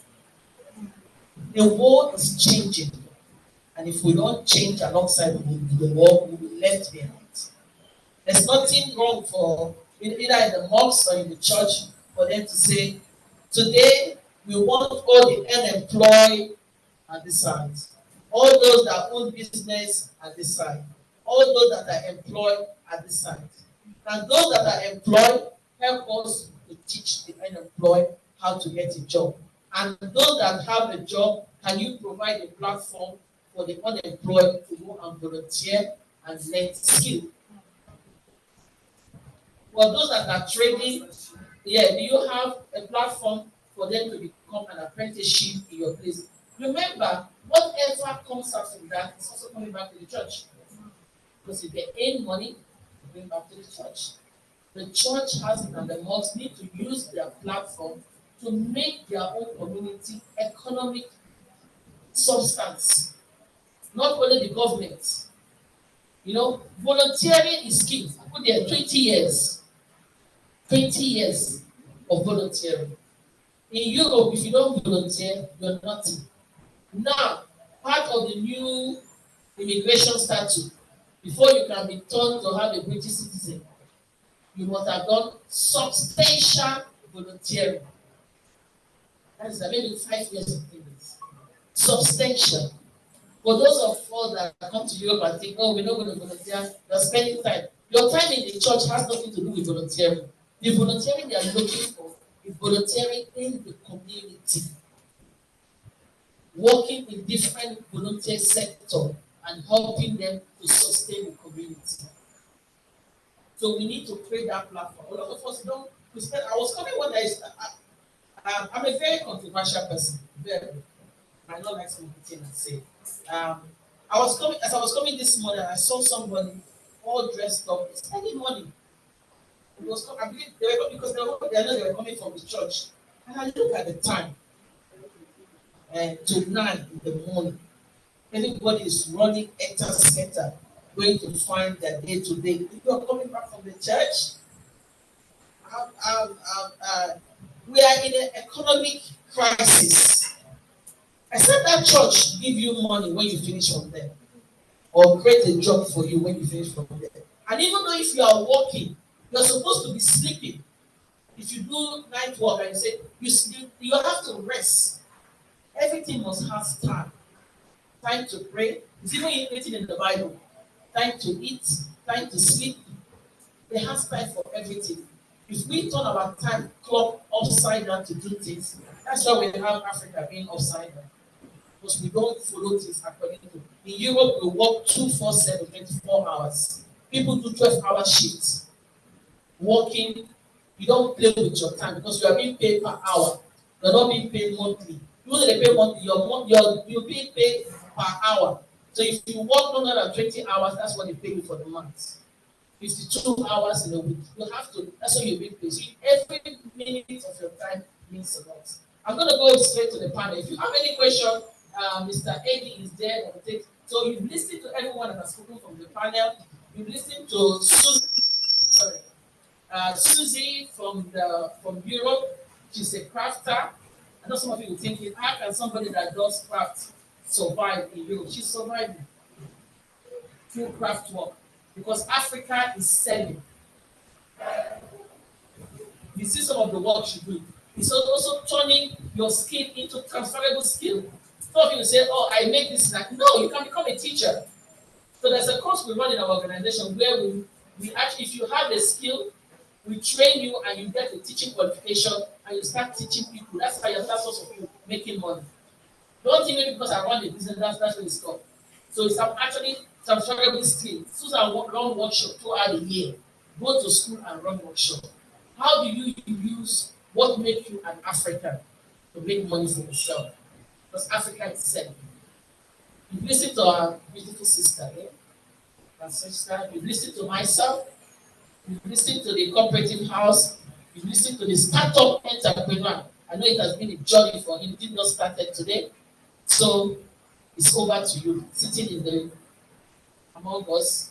If you have any question for us, ask. If you don't ask, ask. Okay. It's now time for us to ask questions to the panelists. And on my far right, I have Mr. Akim Taiwo, who is talking about the video app. So So if you have a question about the video app, I see your hands up. Okay.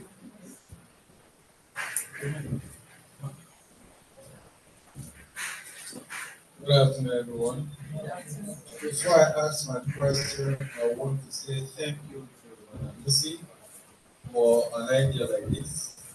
There is nothing that is too small when you gather to educate people because knowledge and the application of knowledge is power. Okay, brother, I'm sorry I can't remember your name. Akintayo. Okay. How do you intend to compete favorably with big boys like Netflix? First question. Second question, is your content going to be only African? And the third question, in terms of acquisition, what is your strategy? Thank you. AD. Thank you, sir. The first question, sir. Please come again. Let me answer one by one, sir. I said, how do you intend to compete favorably with the good boys like Netflix? Thank you very much. And second question, no, sir. One after this. Right now, the app has been ready for like a month now, and I've been doing my research. I've been gathering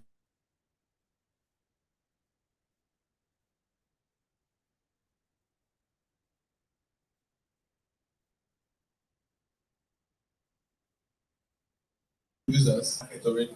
Our markets are for the people who don't subscribe, only want to pay for what you watch. So we are not compete. There's a producer behind you there. He's one of our team, and he's the head of operation in Video Club. We have many of them. We signed an ambassador, I think, about 4 days ago. I don't know if you know or too bad. He's ambassador to Video Club. More are still coming. Video Club is not just a today thing. It's supposed to have been done a very, very long time ago. I don't know why Nigerians don't think outside the box.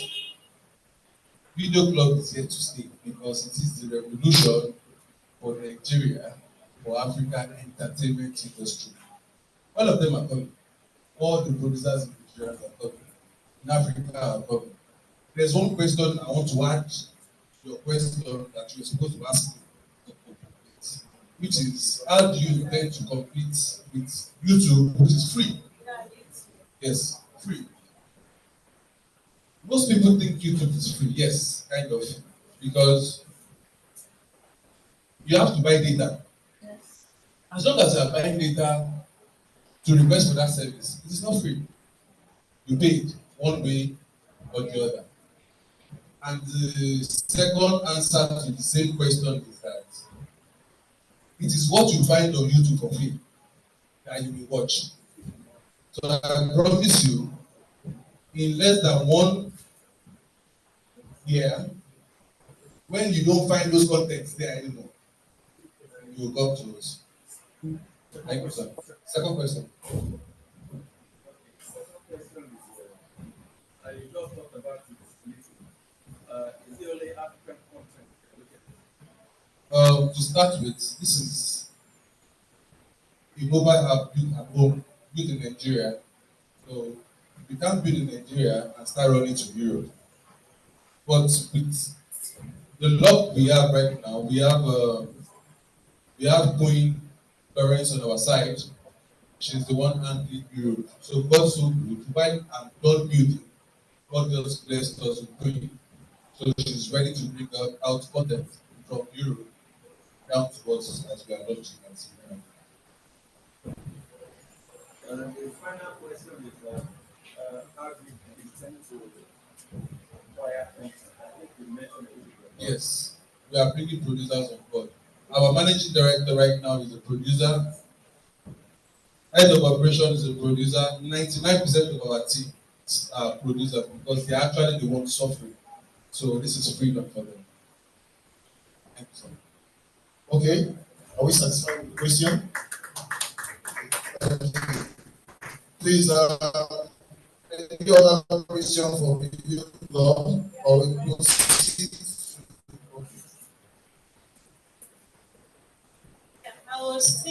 for you to, direct traffic, why don't you just include Nigerian news? It could be just headlines. People can pay as low as 100 naira just to access it. I think who are into fast and paced business, they don't have time to sit at home and start watching the news. You wish to answer, sir? All right, let me be the one to answer that question. Thank you very much. I'm the head of operations video club. For that question, what we have decided to do, because we talk about so many aspects of our society, we don't want to bring in anything that will bring up controversies because our country is being beat up already. And of course, we are very obvious of situations that befalls some journalists in our country whereby they say the truth and they are being apprehended for saying the truth. So based on that, for now, not until when sanity comes into the system, we may add up, such thing. Hope I've answered that question.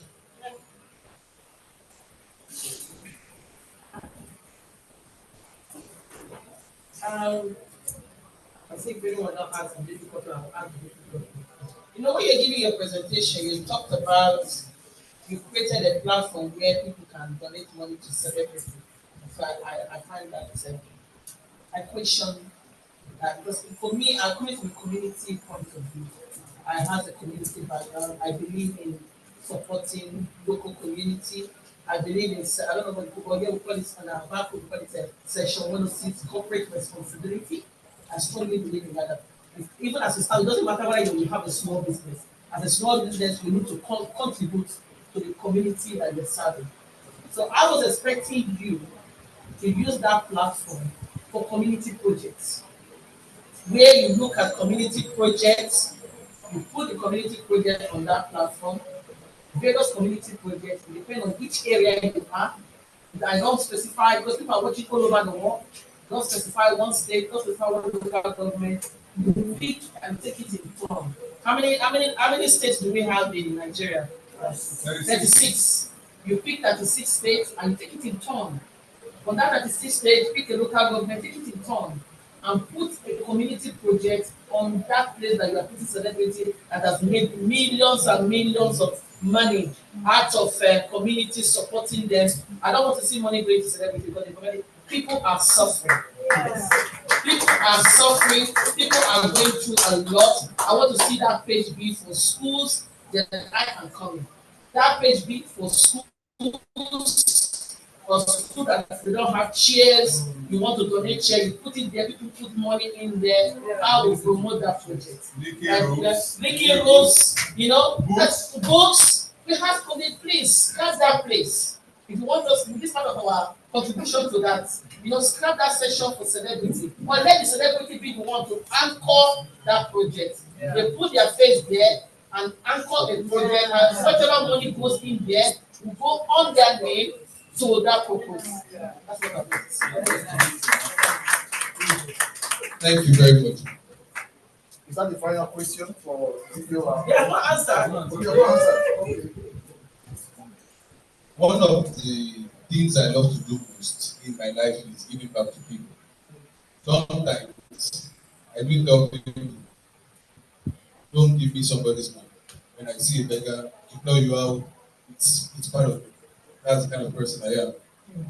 From the 30% coming to video club, we have set aside 5% for the less privileged to build schools, hospitals, and other amenities. Why are we doing this? It's because we have been blessing YouTube for a very long time. There is no school named YouTube here. There is no hospital named Netflix here. They keep ripping us, taking everything to their country. So we have dedicated 5% of whatever comes to the company to the society. See, so I'm not ready to bring you back. Sorry. So let me say something. I'm not bringing you back. I think you don't understand the point we're raising. I will speak to you as a business owner. I'll put my community out and I'll put my politician out. And I'll politician in you. And there's something that drives traffic to you, an international donor. You see that page, that place, you're not forget about what you're doing is your section 106. That's corporate responsibility, that's your 5%. Yeah. Where is your community arm in your business?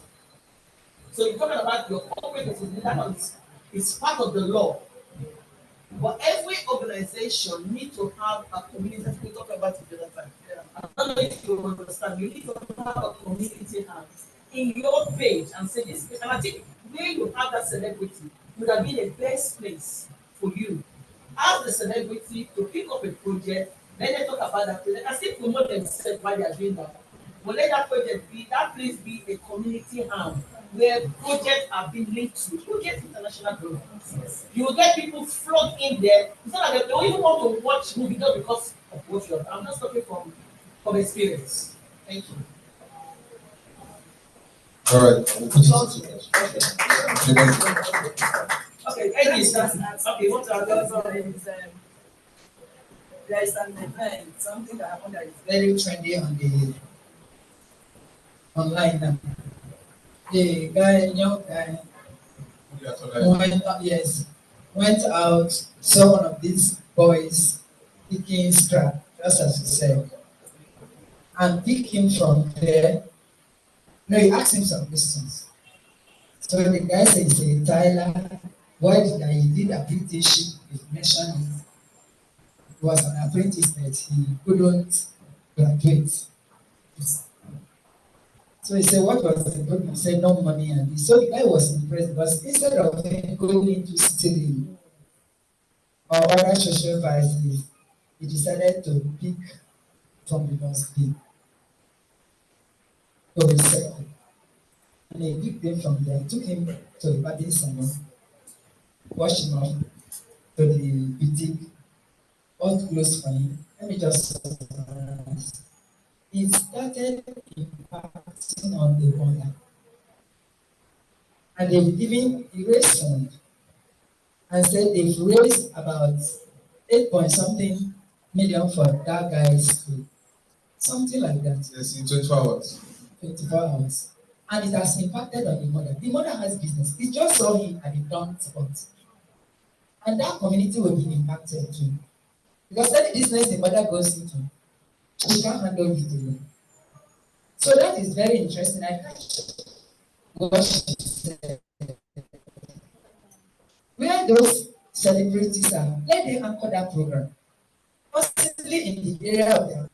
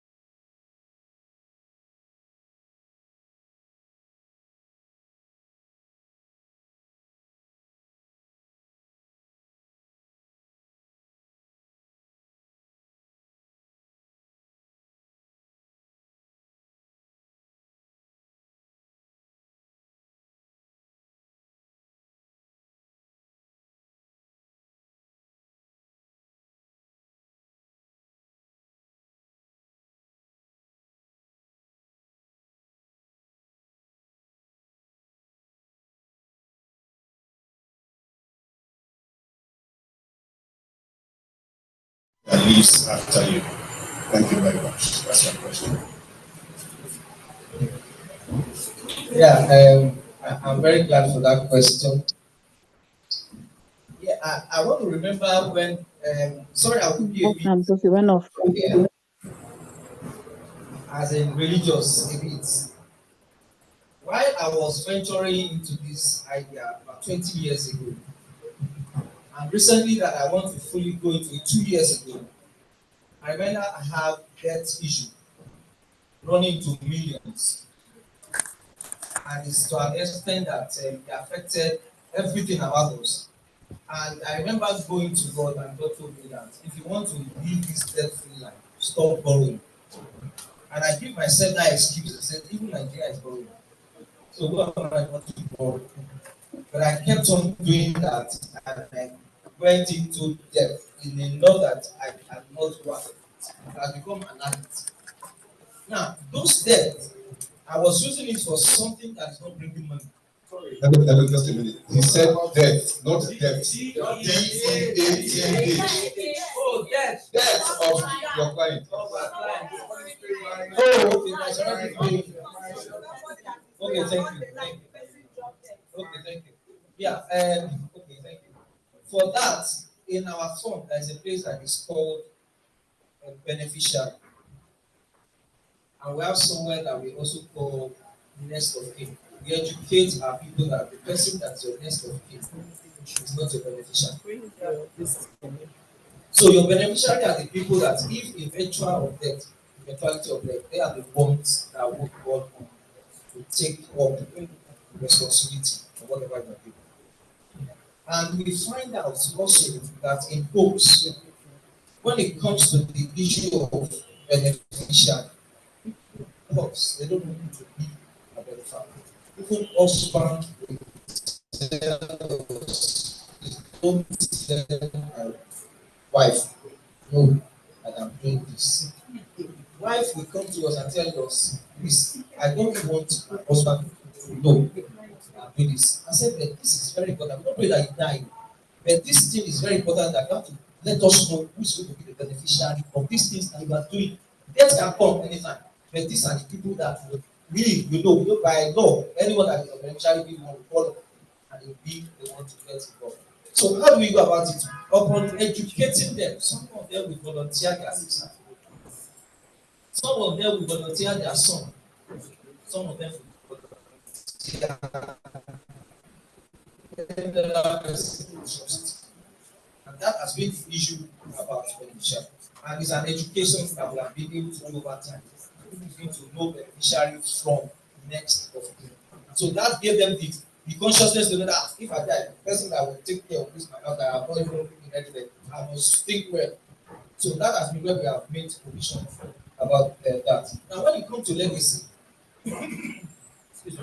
I studied business, and I knew that most business that we know about, come called airline, some businesses that you never can think about that they can go in extinct. The moment the founder died, the business went up. And I said, this kind of business that you suffer, everybody knew you. And I said, what do we do about ensuring that this company is in legacy that even when I'm long dead, this company will go on. It's about pouring out your vision to people that have the same mind.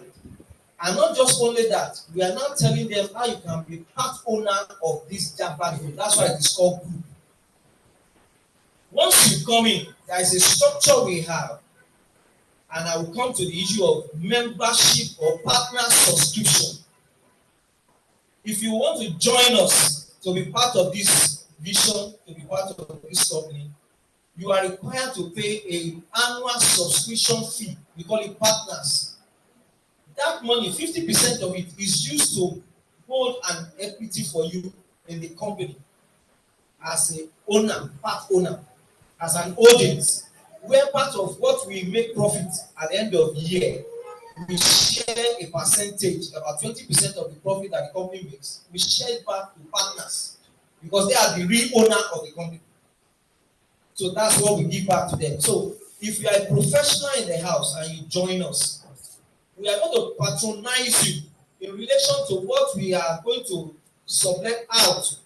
If you are a carpenter, if you are an architect, if you are a builder, and you are part of us, we don't need to subtract the contract out to other people. As a member, you are the one that will patronize. You can't do that job. And if we cannot pay you, there is a percentage that you can give to us to hold an equity in the company, and why we pay you back. And that's where we have been running, that we have been able to scale through the issue of funds, that we have not been able to get a lot of projects done. So being part of that, people see themselves as part owner of the company. Before I came here, I still have a meeting with an architect that is building one of the projects, the housing projects that we are doing in Fana. And he told me, said, President, I'm doing this because I saw the vision that I'm part of this dream. I'm part of this company. So I'm not going to charge you the way I'm going to charge professionally for what I'm going to do for you. And I said, you are catching the vision. That's exactly what we want. And that is just the meeting that we had. They are professionals. They have their own work. They pay them for what they do. They're coming to this. They saw themselves part of this vision. And what we do is that there's a structure also for partners. That if when you are a partner, we have a place we earn for whatever we do, we earn from it. That's earn. Then for us, we have structured something for us as a partner. You have at the end of the year, your performance will determine that anyway, that will pay your house rent. Because in Java, you say where your needs are met. So everything we do is tailored to meeting our needs. I'm still living in a rented house. I've not gotten my own house. You understand? So I have a rent to pay. So being partner of Java, I don't need to suffer my head how I'm going to pay that rent. My own is that what is the contribution I'm going to bring on board that the company will be able to pay my rent. That has been a structure of that. So everybody is looking at what should I do, what value should I bring on the table that will help me, the company paying my house rent. Now another thing is that for partners, we notice that once school fees comes, people struggle. And we told ourselves, instead of giving, like Madam was said, your community something might be a social responsibility to us, but we are not telling ourselves, this one we are doing, instead of doing to outsider, we want to start from our Jerusalem. Our members' kids, we have to give them scholarship. That is a platform for that. If you are a member, your son or daughter is entitled to a scholarship.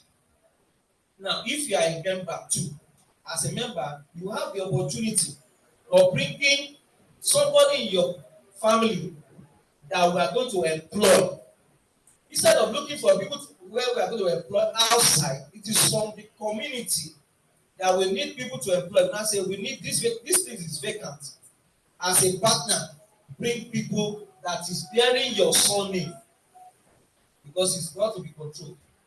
That is your surname. As a partner, you have the opportunity to bring somebody that is qualified. It is from the interview that will be not sentiment. But you are given the opportunity to bring somebody that will be interviewed for that job. And that's why some of my team, you see them here, that they are coming to us to also see what we are going to talk about today. So that's just what the arrangement we have done has been a partner. Thank you. I think what is it? I'm trying to minimize question. Yes, let's go to the next question. All right. Good afternoon, House. My name is Peter E. Igor. I want to ask if this arrangement is limited to Lagos. It is limited to Lagos for now. Is there an interim plan or we intend to expand to other states of the country? Two, what happens if somebody comes, he wants a 3-bedroom apartment, he has the money to pay fully, and he says, I don't have the patience to spread the 20% or whatever for the next 5 years. I have my money, build, I pay, and I parking. Thank you. Thank you very much. If we have one of them that are seated there, I will be glad to send the company's account.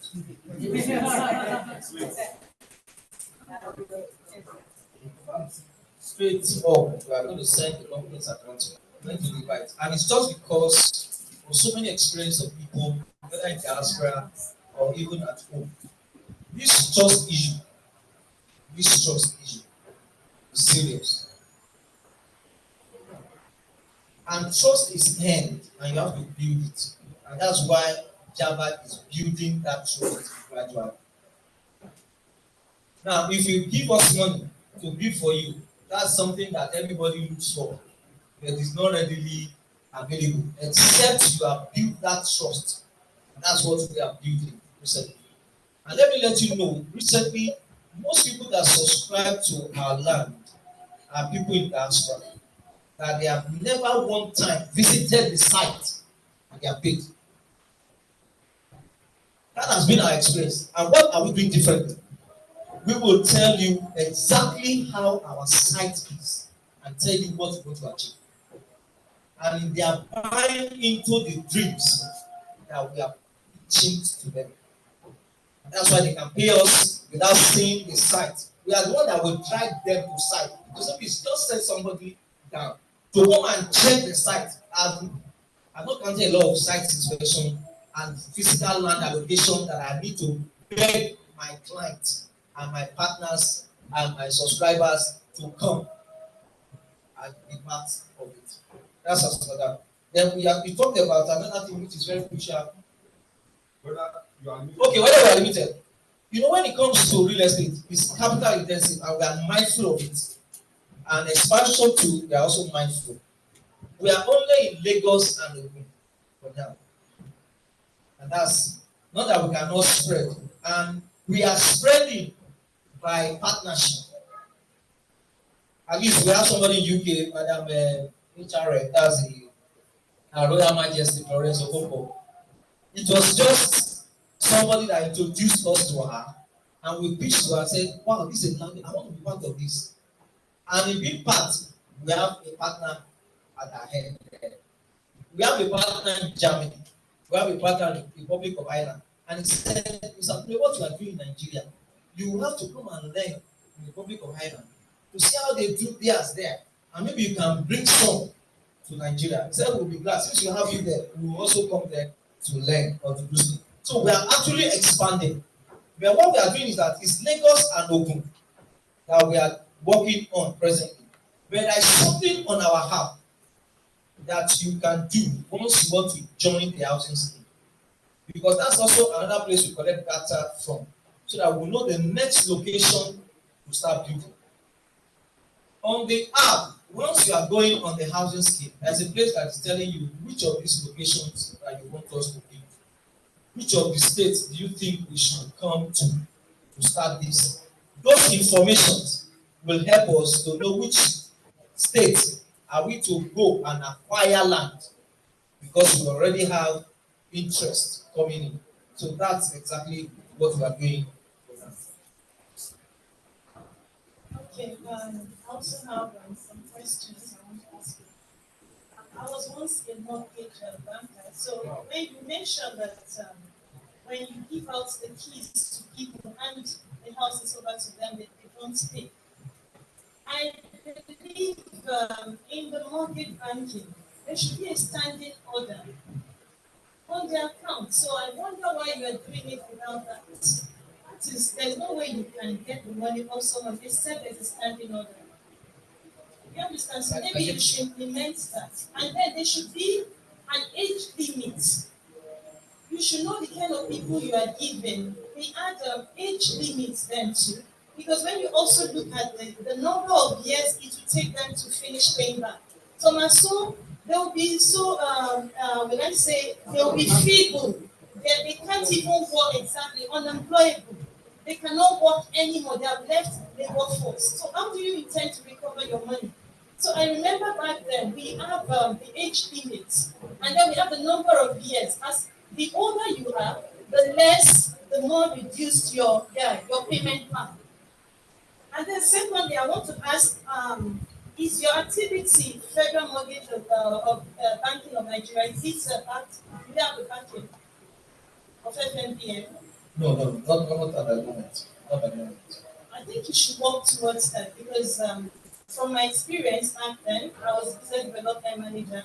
I remember people don't really buy into something that they don't have government backing. You know, it's the largest. This covers they fend for anything mortgage, so that you can draw like John. have FNBN banking. So you see a lot of people, you know, running to them. Then also, those on in NHF, National Housing Funds, you know, if you want to, your targets to come from the workers, people, civil servants, even private enterprises, companies. Most of them are on NHF, National Housing Fund, just like they deduct your pension, they deduct NHF from everybody. Are they included in your businesses, your business? Yeah, they are included. So how do you convert them? Because NHF cannot fly without FNBN. Yeah, thank you very much, ma'am. We know that we just I'm started. not done. I want to give you all the questions. Oh, yeah.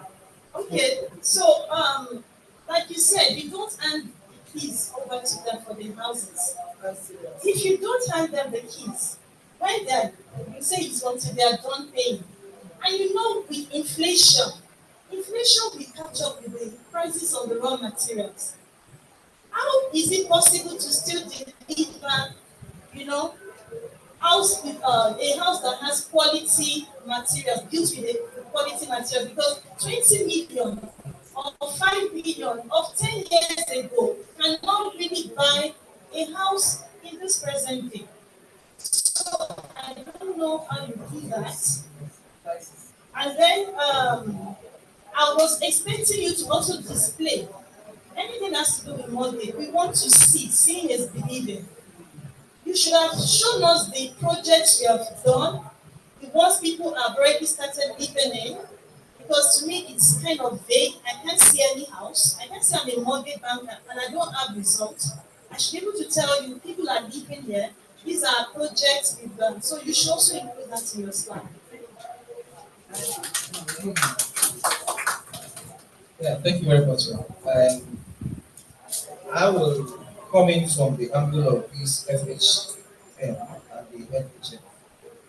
We have in mind because we already know that they have people that are already paying to hold the home. But there are criteria that were needed. So for us, we started this company 2 years ago. And so those are part of the parameters that we are working. We said it in the office that we need to go and register with ITF and SI, when you want to get those things done. So there are prerequisites that we need to get, and we are working on it. And we are getting those documents gradually, and we are approaching them. That's just the aspect that we could not just go there that they will ask us. They show us the things. So that's what we are working on. Yeah, part of that. So that's one of the things. Then as per inflation, now we have also studied to know, because most of these things that you said is the temptation we are getting from that store. Tell me now the amount and the cost of this 3-bedroom flat apartment, and let me pay over 3 years. I will tell them we can't do that. You have to join this housing scheme. Now, what that housing scheme has done for us, man, is that we brought in 6 people money to build 3 houses. One person take the turn. This person has gotten his own house. It's a cooperative thing. You are entitled to ensure that the next person also will get his or her own house. So we cannot really tell you this house costs 30 million and start paying for 5 years. We don't do that. Because if we want to go by that, we will not be able to meet our target audience.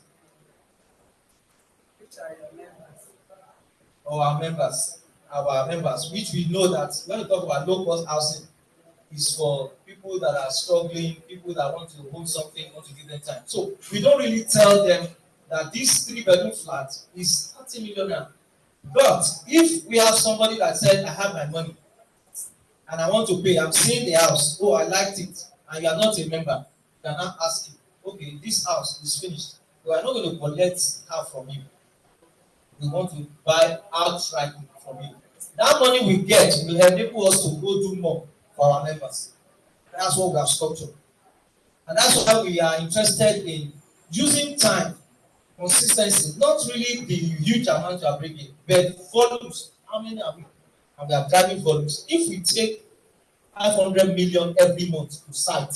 People will come to us and say, "You are doing something," but it's people driven. So it's winning people's trust to join the housing scheme that will help us fuel what before external say, I have this thing done, I want to pay immediately for it.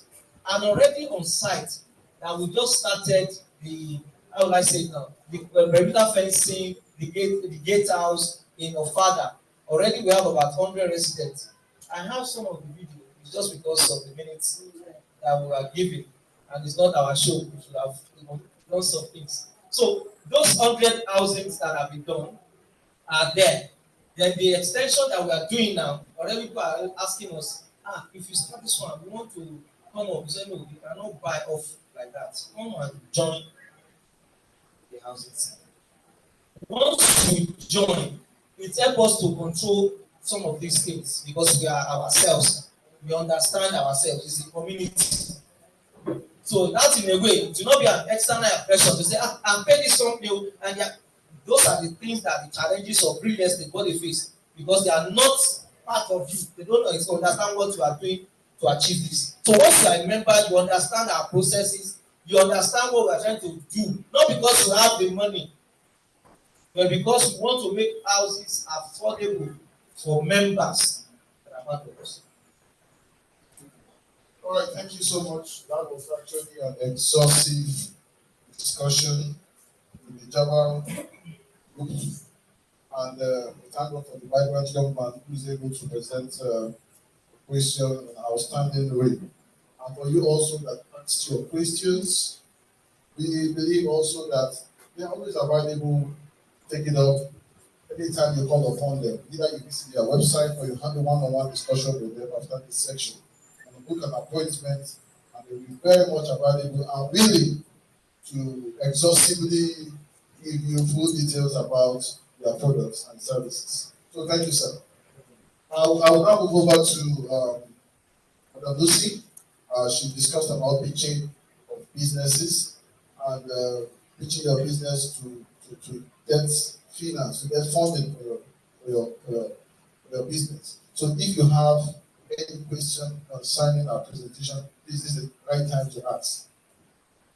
Questions for pitching your business to get funding. I don't know whether I can ask questions. If you have, if we have questions from this section, let's go over to the panels. Okay, you can go again. All of you have money. Oh, you have already got what you need. Okay, so we just two questions for you. So let's do the. Good afternoon. You know, Madam Lucy is a woman of many parts, so I ask question on in particular with pitch. I want to take Lucy back to when she talked about craft, African craft. It is heartrending for any Nigerian or African who actually believe in us to see the way we throw away our craft. Because what the white man came here to steal was our craft. And they made billions out of it. But we've thrown it away. So we got back a little.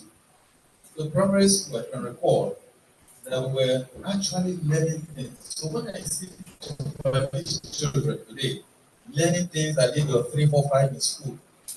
So the question I want to answer, and your colleague that is listening to us, perhaps, and I don't want to talk about government because people will follow government right now. I don't want to talk about, we don't exist, so nobody will arrest me. And if they arrest me, I'm ready to follow them. So how can we revive who we are? Because one is still thinking, when this craft actually produced by Africans, but we that own this special and unique thing, we throw it away. How can we revive it? Yeah, thank you. Thank you. Thank you very much. I'm always intrigued by your question. Myself and my big uncle, Uncle Clentus, we worked together over the years. Done a lot of presentation. I think the last work we did was for the mayor of London, is it? Yes. Yeah, where you went to talk on slavery. I'm very passionate about what you do. And going back to and thanks for honoring actually coming today and seeing your lovely daughter there. Crafts. Crafts is our DNA. I was discussing with my brother yesterday. I said I went to do that. I went to do a DNA test. And that's what people will be asking me to ask me about the DNA. What are you looking for? Which DNA are you doing? What is important? I work with a lot of my Caribbean sisters and brothers back in UK. And I would like to know about my my roots. Because we don't keep records. And I'm coming back to the craft. The lack of record keeping in Africa is alarming. Even as an individual, if there's anything I learned from my father, it's record keeping. And that is why when I have case with the system in UK, can't win me because I keep records. Even down to the appointment, my older son is 19 years, my daughter is 16, and my last one is 13. The first appointment they gave you when you have pregnancy with your child, I still have the paper very neat and clear. That is 19 years. You know, when I presented it, they say, "Are you sure this is 19 years?" Yes. Because my father is a military man, taught me how to keep records. He's obsessed with record keeping. We don't keep record as individuals. Because if we keep record, our craft that would not have disappeared. When back in UK, even the common painting a child paints in nursery, they keep it. It's hung in a frame in their room. You can see even when the child turned 18, they will bring it. My brother did recently. He did what's it called? Postcard for my son when he turned 19, and even my daughter Fatima when she turned 16. And you can see all the childhood memory. We keep all the way to even their nappy. The nappy they wear, we keep it. So we don't keep record of things we do. All our parents, our grandparents, they are crafter. I started studying the African crafts when I attended a UN conference, UNESCO conference, and we're talking about lost heritage, and we are top at the type of it. Our heritage are disappearing. I was asked to deliver a project.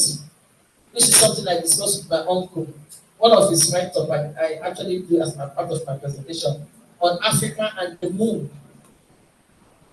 Do you know that when they are talking about the moon, our name is not on the records? Maritime Museum hold all the records, and our African name is not there.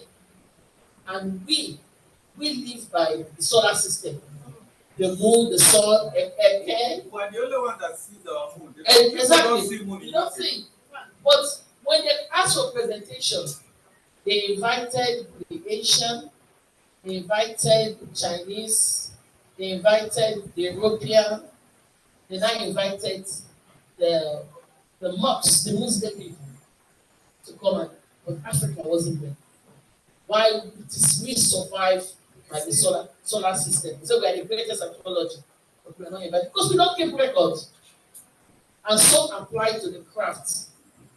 So that is what I said, no, you can't have something like that. I started studying African history. And I understand that history man has even been scrapped from the education system, which will even make it even worse. You know? But then only the African craft, and I'm beginning to see, I do what is called tapestry. I don't know if any of my work can show you, but I will show you. So myself and Sudan, we've been doing this now going to 20 something years. We do African tapestry, not any other one. Where we say journalists use pen and paper to write story. We use fabrics to write African story. We will use fabric, African Ankara, we tell story. We do it like something like this, all craft work. We need to learn to start documenting our crafts. You see those people on the street selling craft work, take a picture, document them. Write them somewhere. You say, this guy, you saw him on so street so date, put it there. Your child crafts. When your child go to school, did they do crafts? Did they do artwork in school? If your child do artwork, those artwork, now we have digital phone. If you cannot keep the paper one, take a photograph of it and keep it. We need to reintroduce craftsmanship into the education system. And indigenous craftsmanship. We need to have a secondary school specialized on art, craft and art, just like you have a technical college. Primary school specialized on artwork. Susan is talking about she have an autistic child. I also have an autistic child. So majority of us in our group, we have autistic children. And one of the things we do is to actually use the craft skill, because we see that our children are special, even though they have special needs, they are very specialized in certain arts. It's either in technology or in craft or in arts.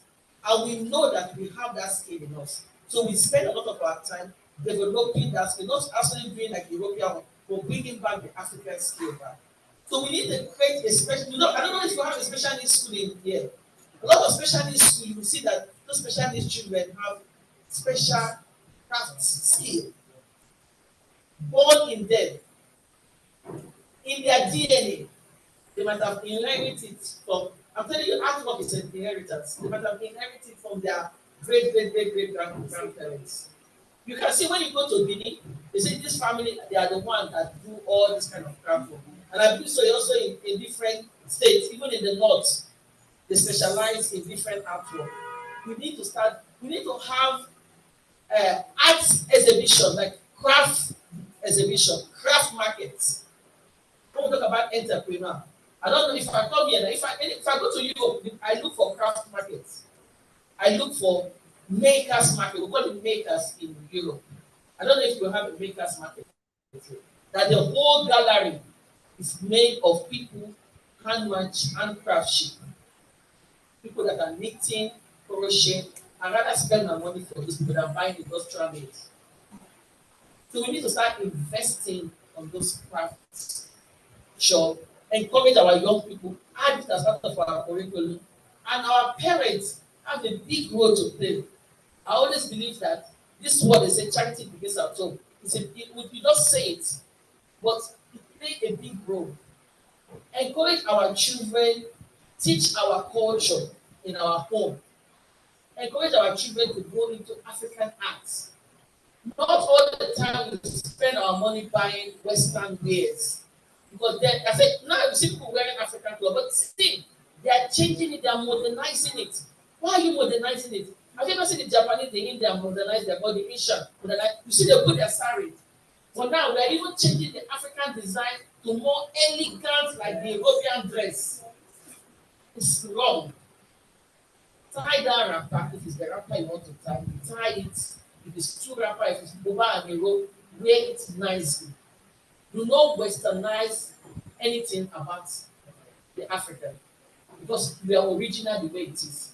So the African, they need to invest money. The European government invests on African arts. That's what they call the Heritage Fund in UK. It's for lost heritage skill. And African skill is part of those that are lost. You can apply for that money and rebuild that skill. And every state government, even down to the federal, must have an heritage fund that will be allocated to each community to build, and even down to the rural area where you have these women knitting baskets.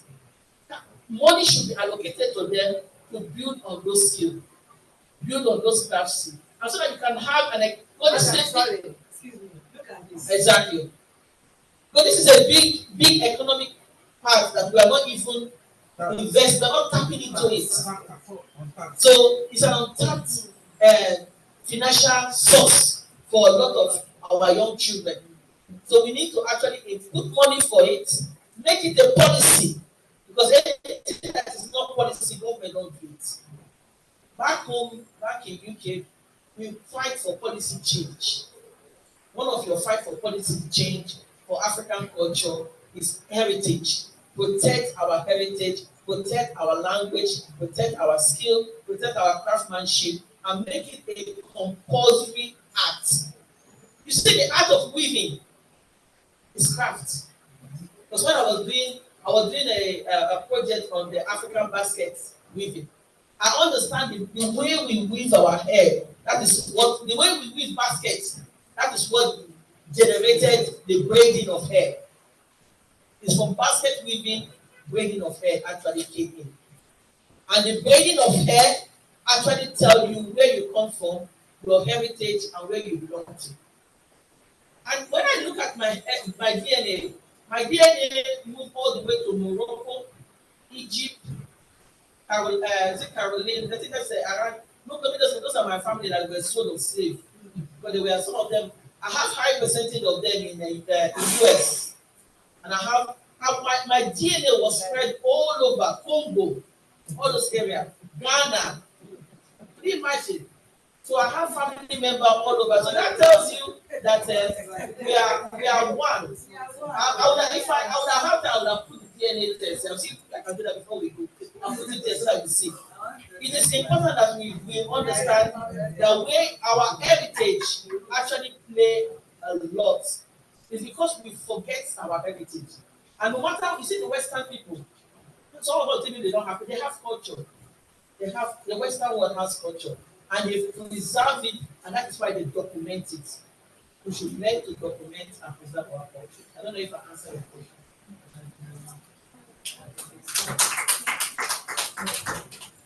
You have questions? Yeah, I'm really because what you taught and seeing you so immersed in crafts, craft work. I was telling my husband because there was a time I actually learned Ankara crafts. I even made then if I do Ankara, I'll make my bag myself. I'll make my beads, my earring. But later I stopped. I stopped. So and then I had this vision, this dream of, going big that I would make it to the point of interior decoration. I could make sofas, but it stopped. Do you have any plan for that? Interior decorations, I did it too. Yeah, no, I made beads. I still wear some. I still wear some. I sold some. It's So very, very industrial. Okay, let me come back to. I don't know when I was doing that. I don't know if I showed. Yeah, I don't know if I showed you part of my work. Yeah. I turned, I think myself with Susan did that work. It was part of the project we did after COVID, where we turned old tire, we weave the raffia into rope, and then we now roll it around the old tire and we turn it to a center table. So interior decoration is something that's another area that is not being explored in the area of crafts. So where you have what is called the African, what we are fighting for is to have an African center. I don't know if you have an African center here. Not because it's Nigeria. Yeah. So you should every state should have a cultural center. Where you encourage people to bring their artwork from schools to showcase their artwork. Sorry, madam. Sorry. Where you encourage people to bring their artwork. So from school, you say design a project and then you use that project to decorate interior. If you go to my house, once you read there, you know it's an African woman that owns that house because my curtain is Ankara. You know, anywhere I go, I don't buy designer wear. I sew my clothes myself. Because there's the reason why I did that, because most time when you go to some of the places I go, you find out you're the only black person that's there. So then sometimes they don't see you as a black person. So I need to wear that my Ankara and make sure that it's a statement Ankara that even if it's a tie, the tie has to be large. You know? And everything has to be colorful. As soon as I walk into the building, you know that I've arrived. I'm African. Yeah. So that is why. So it's because sometimes we are not proud of our culture, our heritage, our clothes, our attire, what we put on. And so when we start taking ownership of that, because the Western world will sell it. They make money. One of the clothes they put on the wrong way, but it was made for one of the designers. Just like Karagan, and they were selling it for £2,000. Just like what is my lovely sister wear. And it was sold on the wrong way for 2,000, is it Dion or what? £2,000. Just long down. And there was a lot of outrage that do not, that's a cultural offense. Don't use our clothes to make money. But if we are not promoting it, even if you go back home now, there's a lady that I don't want to call her name here, but she promotes African music. She called herself, she even gave the organization an African name. And what she do is to promote African blues. And she's getting funding to do that. Why we that are the African, we're not the one who promoting it. So if you don't promote, if you don't take ownership of what you own, someone else is going to take ownership. Sorry, one more question, please. What have you put in place, to advocate, like speaking with the Nigerian government? Because I remember back then when I was in school, we used to do arts and crafts. But now, I don't know if it has been removed from the curriculum of the children. Is it still there? But we're not seeing it. So is there any plan, since you have come to pitch your tent in Nigeria too, is there any plan, at least, because for us to get it back now, we have to start from the roots. We have to start from the young ones, since the adults are tired of it, so that it doesn't fizzle out. So one of our vision is to go into schools. So our vision is to go into schools. I see, because I like doing things properly. I know a lot of people come in, maybe they've not even set up an NGO, and they just start doing things. I don't do things that way because I'm brought up in the way British, everything you have to tick the box. So I want to make sure that the organization was registered, it was set up as a proper NGO, we do the right thing, then before we start talking. And we now align it, get approval from my director for the Black female entrepreneur. Because if you go to our website, we've done a lot. We are part of decision making in Royal Borough of Greenwich. And I said, we are the backbone of African culture in Royal Borough of Greenwich. Everybody knows that. So then align our work with what we want to do. So this is just like an icebreaker. So our next vision is to go into school by myself and Susan and some other African crafter and let them say, this craft has actually taken us to where we are today. If not because of the craft I do, I don't think anyone would have known me in UK. It's the craft work. This thing that you guys think is a joke. The craft work has given me work to do in school. The craft work has put me on the big table where government make decisions. The craft work has taken me to the mayor's office. The craft work has made me as a politician. The craft work has made me to represent a lot of people who have a voice in Great Britain. So this is the campaign we're going to take into school and get them to take action.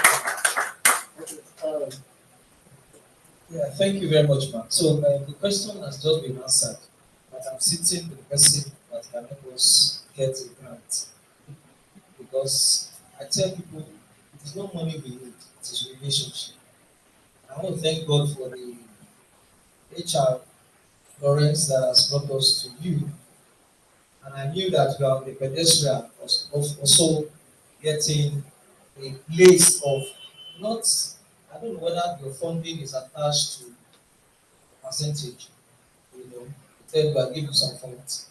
And in 2 years, 1 year, if we have something like that, I can tell us we can give you $500 million. They pay us over 30 years. I don't know whether we can get something like that. I think you have an African fund, you have funds. So that's why I said when you do things, you need to have a community ethos. So that was why I was facing my brother and I said, what is your community? Yes, you have your corporate responsibility is different from your community ethos. Corporate responsibility is what the government set up that as a company you have to do this. But what is your community ethos? What are you giving back? You are giving back to your member, that's one. But the community that where you are building that house, what would those one that could not be a member? What is that? What are they going to benefit from it? This is one of the crazy things I see in Africa where people build things or people have companies, have projects they are doing, and there's no single community Impact. Yes, not that. Yes, not outcome, nothing. What are you giving to? It's not about giving somebody t-shirt. Oh, no. It has to be a long-term impact because your company is going to remain there for years and years and years, and it's going to cause pollution. Your company is going to cause a lot of not only but it's going to cause a lot of challenges for people living in that area. Traffic and the rest, pollution, whatever you call it. What are you giving back to the community? Somebody to take public fund and give to you. It or not. These are public money. These are taxpayer money. It's your tax, it's my tax, it's people contribution. That's where they get the money from. Whether it's lottery or whatever it is, it's a public money. For somebody to give you your money, we want to see what are your community impact. What are you doing? What are they going to benefit from this company? If they don't need to be a member, so what will they benefit? Will you build a school? As you are building that development, will you build an hospital? When you build those your estate, will you build a gym that is open to the public to go? You know, will you build an exercise club? What are you going to do? The people like to see the community impact. So if you can do that, demonstrate that, then maybe we'll have a conversation. Okay. Hello. Okay. You're asking. I don't know if you have the websites where you sell your products. Yes, I do. What is the website? No one enterprise. Huh? No one enterprise. I'm thinking maybe you should start something with Africa is selling. Africa what? Africa is selling. Africa is selling. Okay, is there an app? No, you should create something. Okay. I'm giving you the meaning. Give me. Okay, that's thank you. Wow. Okay. Okay, we have. Wait for me. For us. Yeah, Africa is selling. I have a question regarding the problem. Part of our vision in Cooperative is to build a youth center, knowledge hub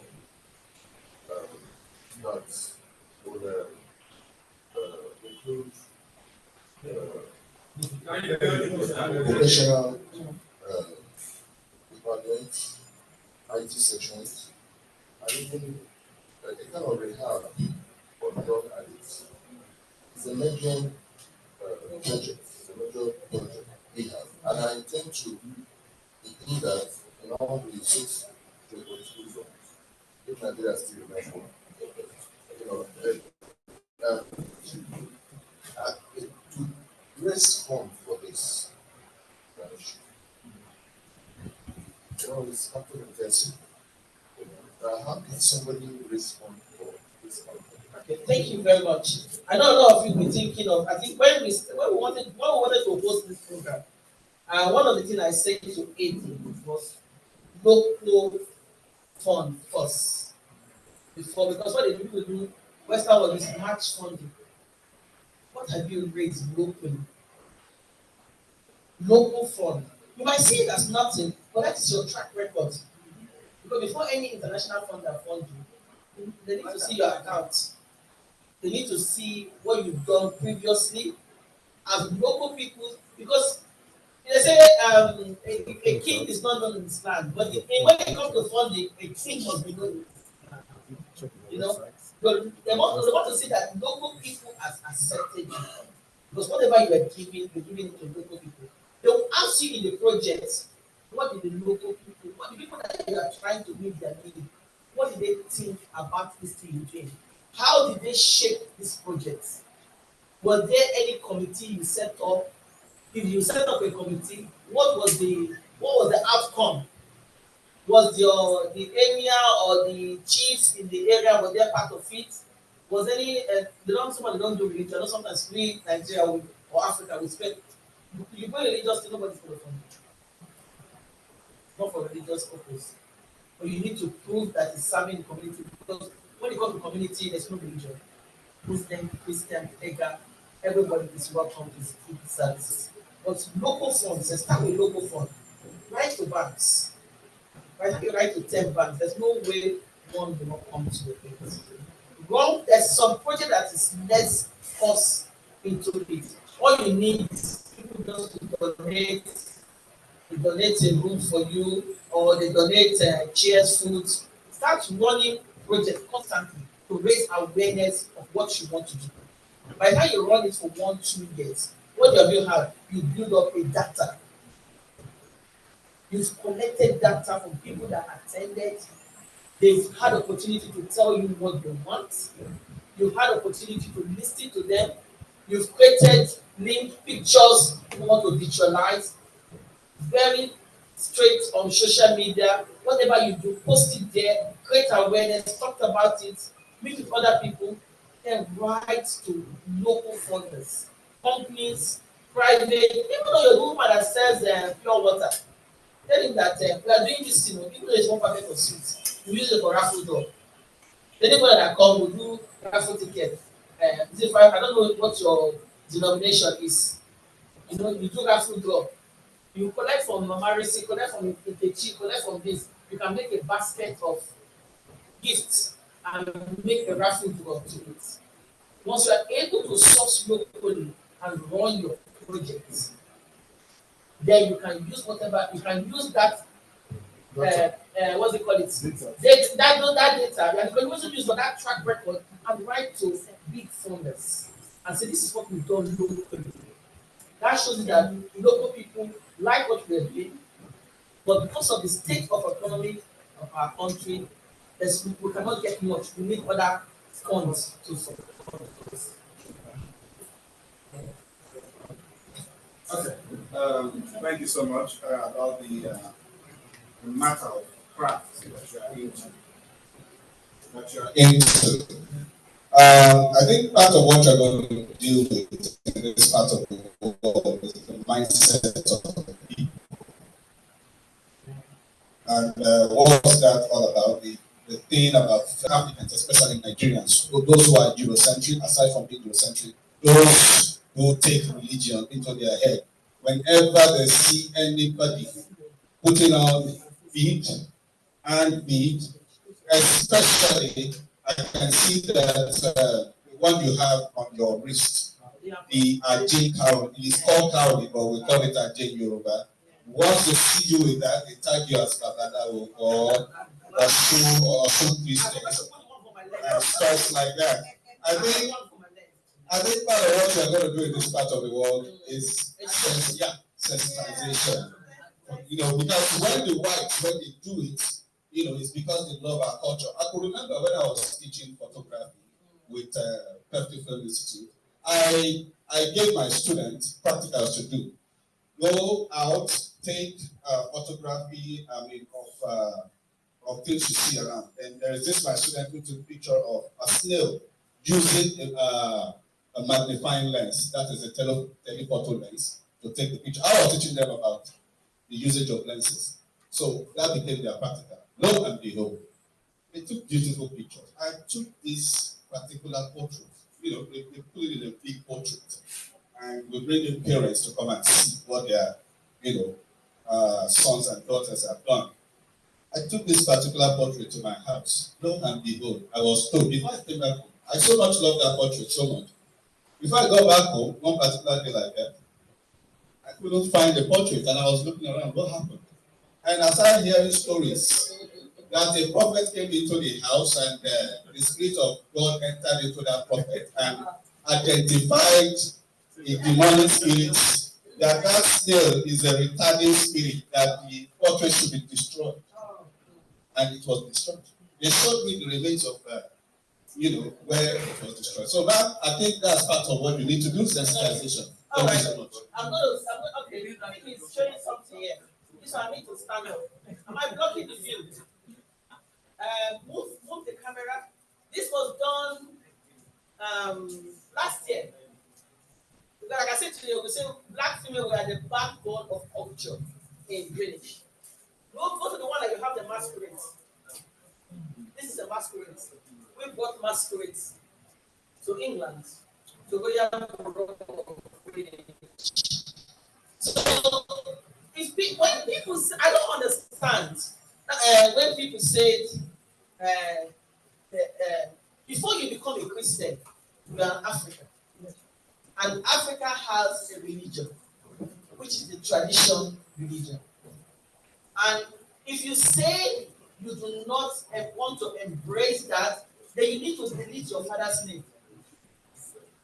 Whatever name your parents have told to, you know some of us have deleted it, but you need to delete it.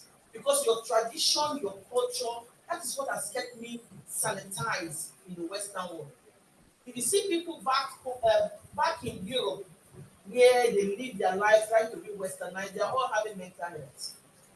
Because you are trying to be who you are not. You are camouflaging. And how long will you camouflage for? You know, how long will you going to camouflage? Everything I teach, everything I talk about is my African heritage. You that base here, you don't see that. What kind of prayer you want to pray for a white man to support you? That they ain't what the Christian religion. There's no amount of if you think maybe you are praying, you are fasting for them, they will make them to change your mind. It's a lie. But when you introduce your oracle, it will change your mind. When you talk to them about your culture, about your heritage, where you come from, they rather have a one-to-one with you than you coming to tell them about Christianity. They're not interested. So most of the places that I've gone today, the work I do in the mayor office is going to do with the African. So they brought me in to introduce the African elements of the culture. In London at the moment, we have the highest population of African community and large population of Nigerians. In my borough, I would say 60% or 40-something% black community. Out of that 40-something%, maybe 45 or 40, 46 or 40-something are African. Out of that 46, maybe 42 or 41 as of last name are Nigerian. So, and how are you going to let them embrace you? Is it by coming here to talk about your Christian or your Muslim religion? Who's interested? At the moment, these are the two problems in the world: Christianity and Islam. No one is interested.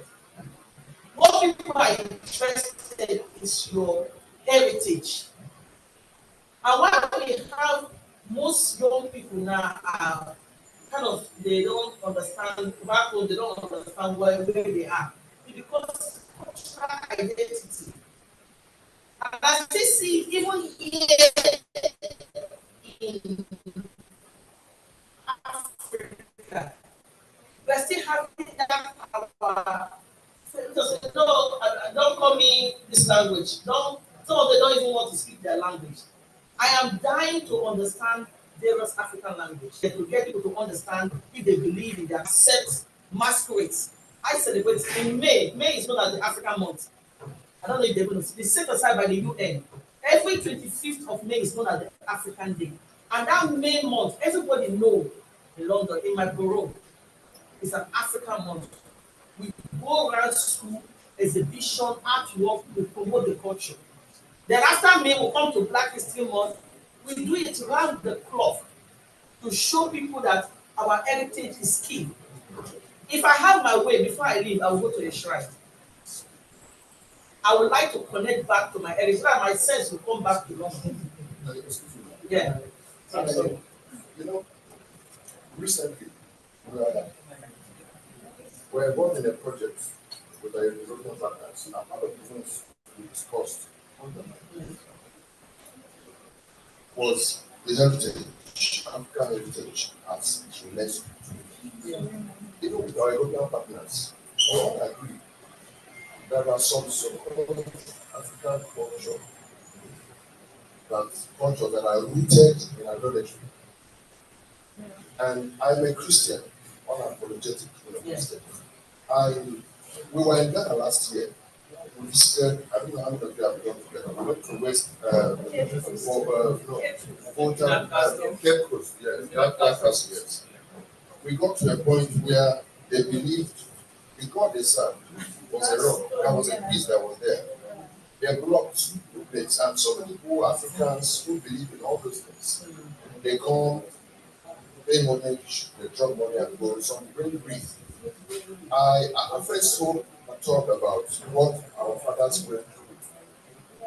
See, belief is personal. It doesn't matter what the white people believe. I am a follower of Jesus Christ. There are some things I can't get myself involved because I, because of culture. There are African cultures we looked at, like the culture of marriage. We looked at it. Some crafts, like Adire crafts, we looked at it. Things that can be passed from one generation to the other. And our European partners identified with us, agreed with us that even in their culture, there were some things that were rooted in idolatry that they are not still practicing today. So what we are looking at, because we are very sensitive, we consider other people's belief. We are sensitive about what we are looking at, those cultures or heritage that can be passed without offending people's belief, their spiritual belief. So when you talk about culture, when you talk about spiritual issues that have to do with spirituality, it's personal culture. Me myself, I can't go and bow to any shrine because of my personal belief. But I uphold African culture. I am an African man. I teach my children, as recently, my son, he just graduated from university, he's having service. He told me, he said, Daddy, I'm not interested in living abroad, but I'll go do my master's, come back. He told me his plan. I'm from Abia State. He said, Daddy, God gave me a vision to go and impact my state. He has only been to Abia once when he was 9 years old. 9 months old.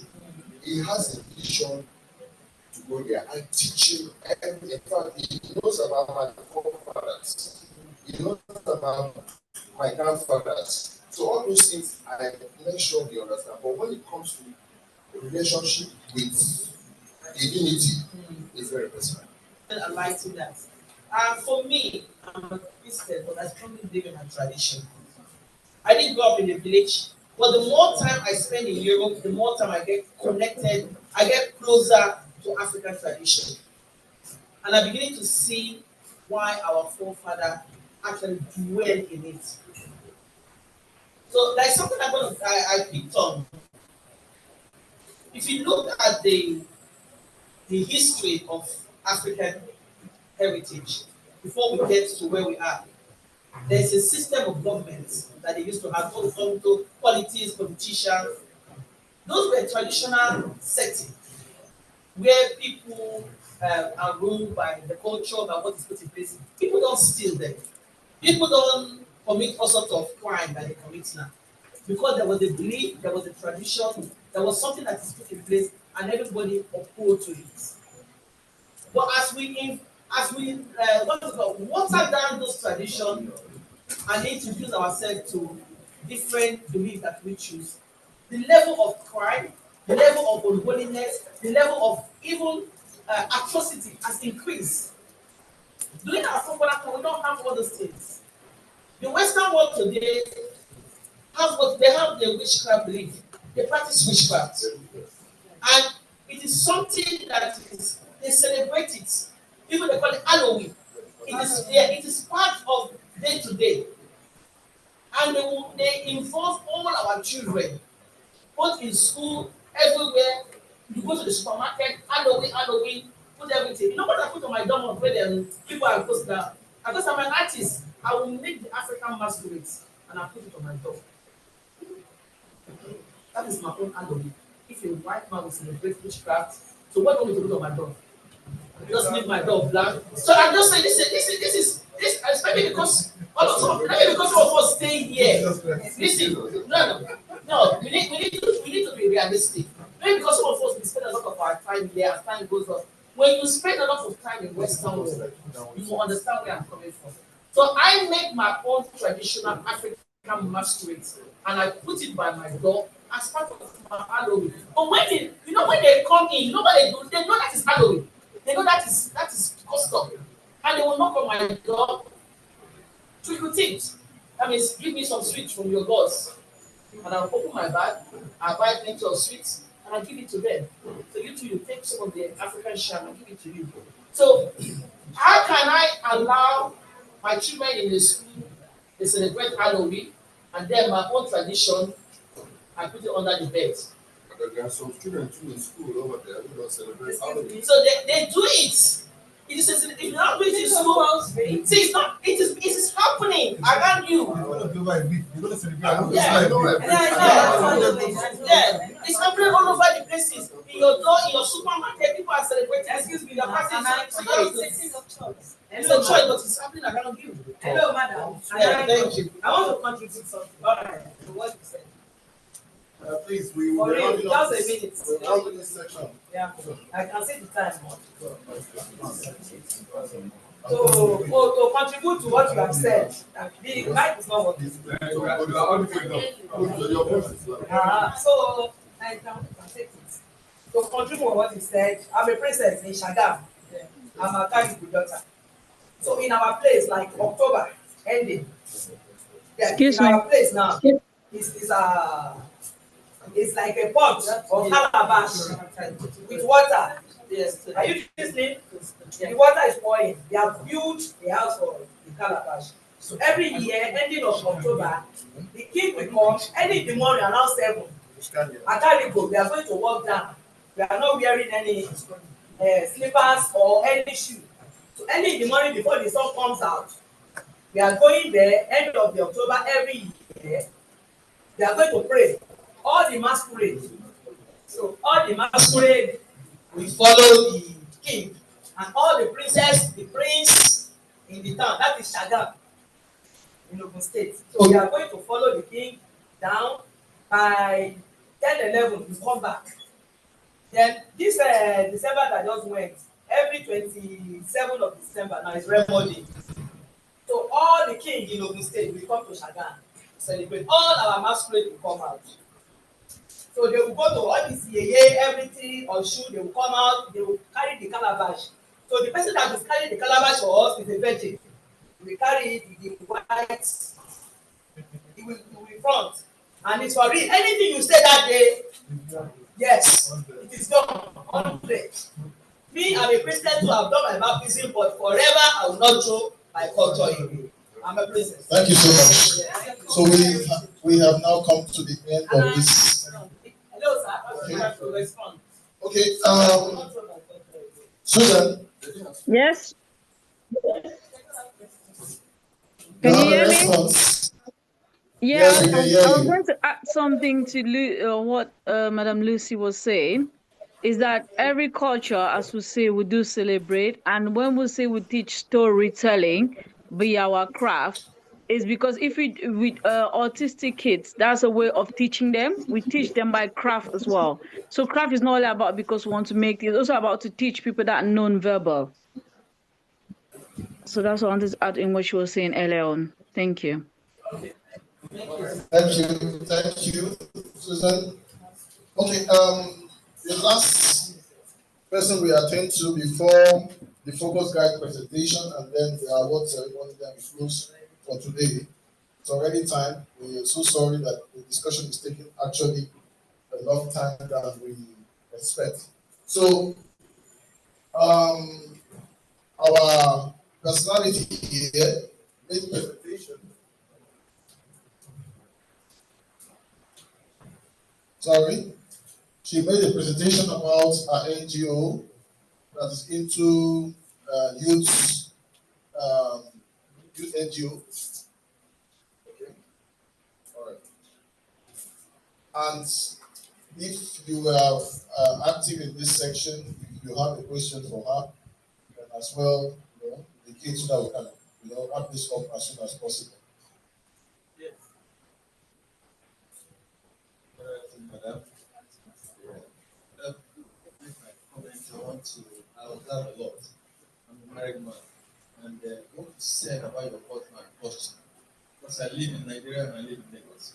Marriages are broken down. You hear what the guy is saying that men will say, don't let my wife know.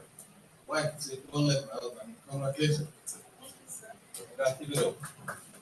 My question is, your NGO, do you mentor people on leadership? Because I've watched NGOs training people on this craft and all of that. But the reason why Nigeria is drifting is our lack leadership. What are you doing about it? Yes, of course we do. It was just like a summary I quickly did because of the time. We go to schools. We go to secondary schools because we didn't project. We would have seen the visual, images. We go to schools to educate children. We teach them on leadership, how to be, inclusion into the society. Like we said, it's also to restore the dignity of the youth. Most of them, they are lost.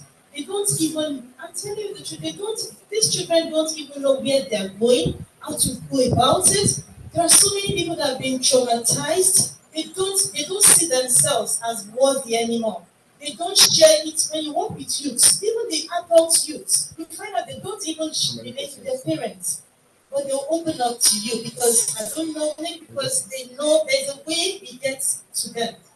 They'll open up to you. Some of them have been raped, but their parents don't know anything. Some even raped by their religious leaders, raped by their family friends, friends to their parents. It got to the point that one said, I don't even want to get married because of the kind of marriage the parents had. But I was so glad there was a day in church and somebody tapped me. I saw a lady with a child. And she said, you don't remember me, Iyabatek. I was really glad. There are so many we have mentored. They are leaders today, even in my children's school. Our children are in covenant. The first one, the second one is still there. The first one that my husband, when we go visit him, you see a lot of them smiling. I'll be asking my husband, I don't know these ones. We also speak to Covenant University Secondary School children, the bells. We go about even churches. We teach them on how to take up leadership roles. And then we engage them too. My husband and I will sing on how to play the instrument. That was what I was talking about. The youth center is going to also have that department. Music talent hunt. You'll be going to Ghana this next month, Ghana and Liberia, to speak to these youths on how to discover themselves. Because your healing starts from self-discovery. If you don't discover who you are or what your purpose on earth is, you can't please anybody. Leadership begins with you, not from the outside. If our leaders in power today, the leadership began with them, I tell you, they will know how to take everybody very, very seriously and know what we need. But because the leadership only starts from outside, not from within. Thank you. Thank you. Thank you so much, Mrs. Francisca Harry from Pinnacle Youth Outreach. Do we have any further question for her? Just, comment. Yeah, thank you very much. Like one of the things that we said to is partnership, collaboration. While we are just speaking now, I just said going to lands, and our idea is to turn rural lands to urban center. And one of our locations that is called Wisdom Court, we have been able to get people to buy land to build schools in our estate. Because once we are talking about bringing people from urban to rural, they must be also accessible to all these basic things. So that in a way, we have gotten schools that are brought into the land to build both primary and secondary boarding school. We are talking to somebody who's going to build hospitals. Now, when you make mention of centers, I was thrilled to say, if you are not looking at that place as far, but you are seeing the possibility of creating an environment in that place that we are building as a community, I want to take up the land and discuss that. That's the area I just said I need to just put up to see. I want to. Sorry, my husband is the president of the International Church. Okay. I'm going to just support what she said. NGLA. Our young people are into drugs. Yeah. I am telling you, sometimes you go to the bus stops, you see some of them hanging like this. Lost. They are not standing, they are not lying, they are not sleeping, they are gone. And it's not just in Lagos, everywhere in Nigeria. It's even worse off in Kano. It's worse off. in Kano. So part of our vision, like we go to the bus stops to distribute things to them.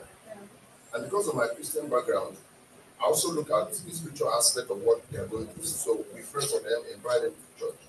But I try to involve professionals where I am not like a drug issue. I'm not a professional in that. So I bring people who know much about drugs to counsel them. So, like I said earlier, we are looking for a place where, like a center, where it will be very easy for us to get all of them together. Thank you so much. I want to believe that you are in the right place because what we are doing here is networking and cooperating. And we are seeing key personnel that are ready to cooperate with you in different sectors. And I believe further engagement will ensue from this moment and discussion will follow. So after this section, I will be doing a presentation in Focus Live, and we can now present the awards, and then we'll have some personal discussion, personal engagement. If you have your complimentary cards, you can share it and then invite us to your office. We'll come and then this engagement will continue. So please put your hands together for the panelists. You can go back to your seats. And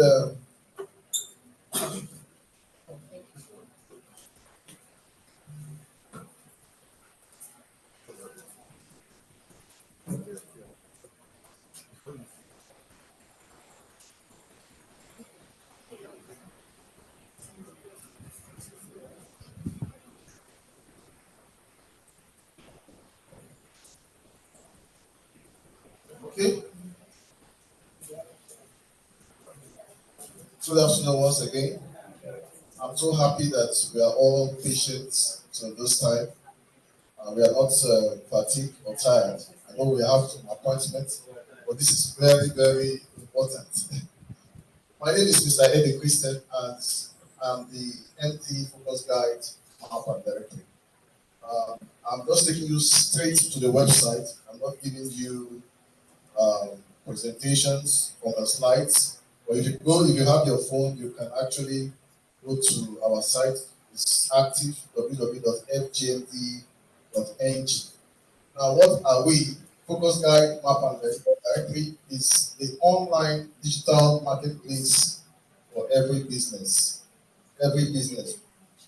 In Nigeria, it is estimated that over 40 million businesses are in existence. They are both formal and informal business in Nigeria. So we have platforms like Google, we have platforms like Business Hub, other online platforms that actually Yellow Page and others that bring businesses together. But we have thought in the mind that it is necessary for us to have a platform that is flexible and that can accommodate all businesses in Nigeria, for them to have a digital presence, to have a digital page. And we are actually in partnership with Office of the Superior General of the Federation because we are targeting business locations. We're targeting business location and addresses. We want to verify businesses based on their location, such that if you come to any community, you can be able to find businesses based on their location. So please go scroll up. So down here, you can actually search for, you can pick a location and search for business you're looking for. But currently, we have done a test in Kaduna in one particular local government where we are able to get across to some businesses there. So our target is to get over 1 million businesses registered on our platform by the end of this year, and to scale it down to 10 million by the end of 5 years. Please go up.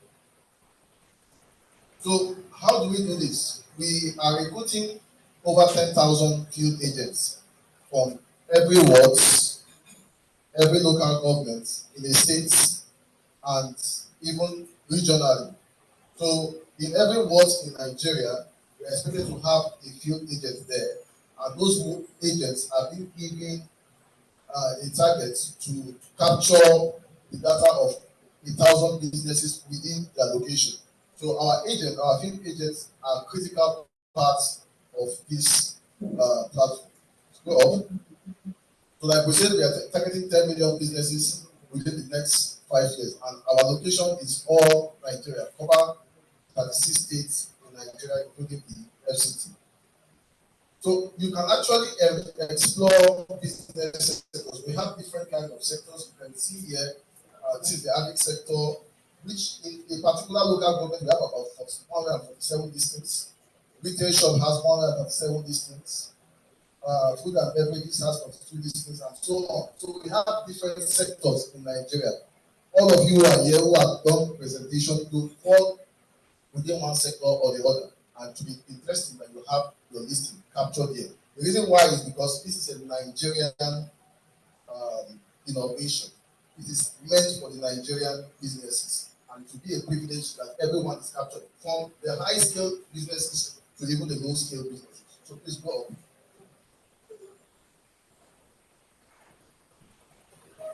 So whatever you are looking for, you can actually use the website to search and get it. Now, this is a sample of one of the listing. This is actually under food and beverages, and you find this guy who is Fizi Haruna business. So you can click to that, click details. So the moment you register with us, we are going to give you a customized page. On that page, we will sectionalize your business based on what you do and make it easier for people to discover you. You can scroll up. So people can actually write reviews about your business. Like you can see this personality has 2 reviews, and this is in front of his shop. So you can see about his business, where he gives information about his business. Please go up, and also his location. Now, if you look at this particular point, you see the map of Nigeria, and the point where his business is located is actually pinned on the map, which means that he has been given a digital address. Wherever he's coming from in this world, he has already been assigned a digital address. It can be found anywhere in the world. Please go up. And you can see the sector under food and beverages. Other subsector is street food vendor. And go down. You can see whether he has claimed his business or not. And amazingly, he has gotten about 152 views. These are people who have searched for his business. His listing was created on September 8, 2025, and he last updated it on the January 29th. So this person is doing his updates by himself. So you can go back. Well, let's get to the end. Let's get to the end and see whether there are other information. So these are reviews and ratings and others. So go back to the listings. Go back to the website. Okay. Now go. These are listings. Another one, that was Husseini. Let me just give us information that these listings that you are seeing on the site are listings from just one local government in Kaduna State, where we did our sample. Currently, we have field agents in most local governments in Nigeria, just waiting for us to launch into the field proper. By the time we are done, you can be able to, maybe you go to any location, you're looking for a barbing salon, you can search for the number of barbing salons within a particular community, and then these listings are verified. It means that our agents have gone to their businesses, they have checked it, and they have seen that these businesses are actually operating in their location. So it gives people confidence to be able to patronize them. So you can go up.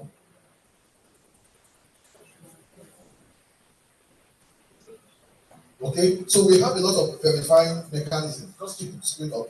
We have a lot of verifying mechanisms, and we are looking towards partnering with several government sectors and private sectors towards ensuring that our database is well robust, that it contains information of almost all businesses that we have in Nigeria. So we are looking at partnership. How can we become our partner? To become our partner is just like listing your business with us. And currently we are running a kind of promotion. such that you can actually get listed with as low as 3,000 naira. As low as 3,000 naira. This is going to carry you from this year, from the beginning of this year to the ending of this year. Just to be on board, to have your profile page and to be seen by businesses online. As low as 3,000 naira. And you can do it yourself. By the time you do it, you list yourself, an agent will come to your shop to verify. It's only when that agent verifies your shop that your shop will now have that label called verified listings. So why is it important? It is important because you can find your niche businesses there. It's a database. Facebook, Instagram, and all these platforms are using data to make a huge income for themselves. But in Nigeria, we find ourselves not exploring such platforms. We rather subscribe to the platform of other nations, and we pay them to do some of this job for us. So we are urging that focus guide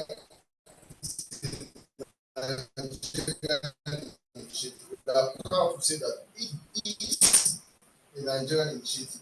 We have taken the step to be recognized by the federal government of Nigeria, and we are still taking further steps to ensure that it is being legislated as every business has to sign.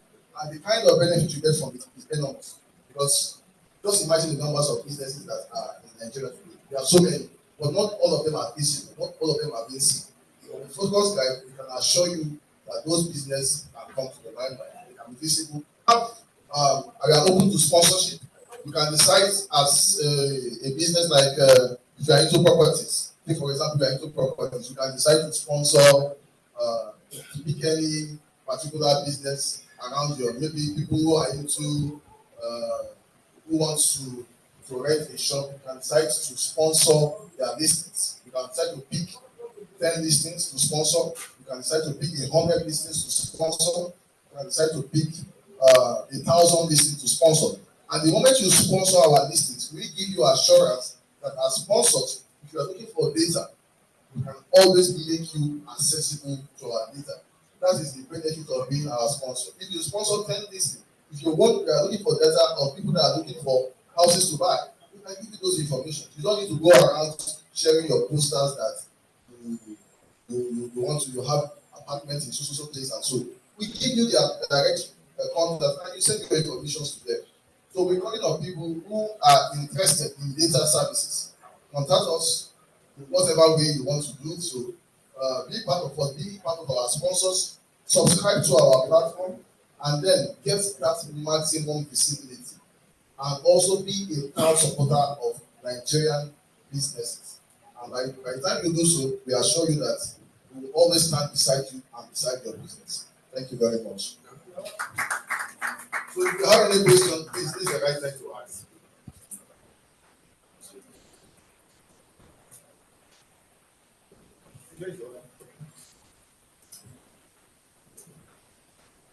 Sorry, in a big way.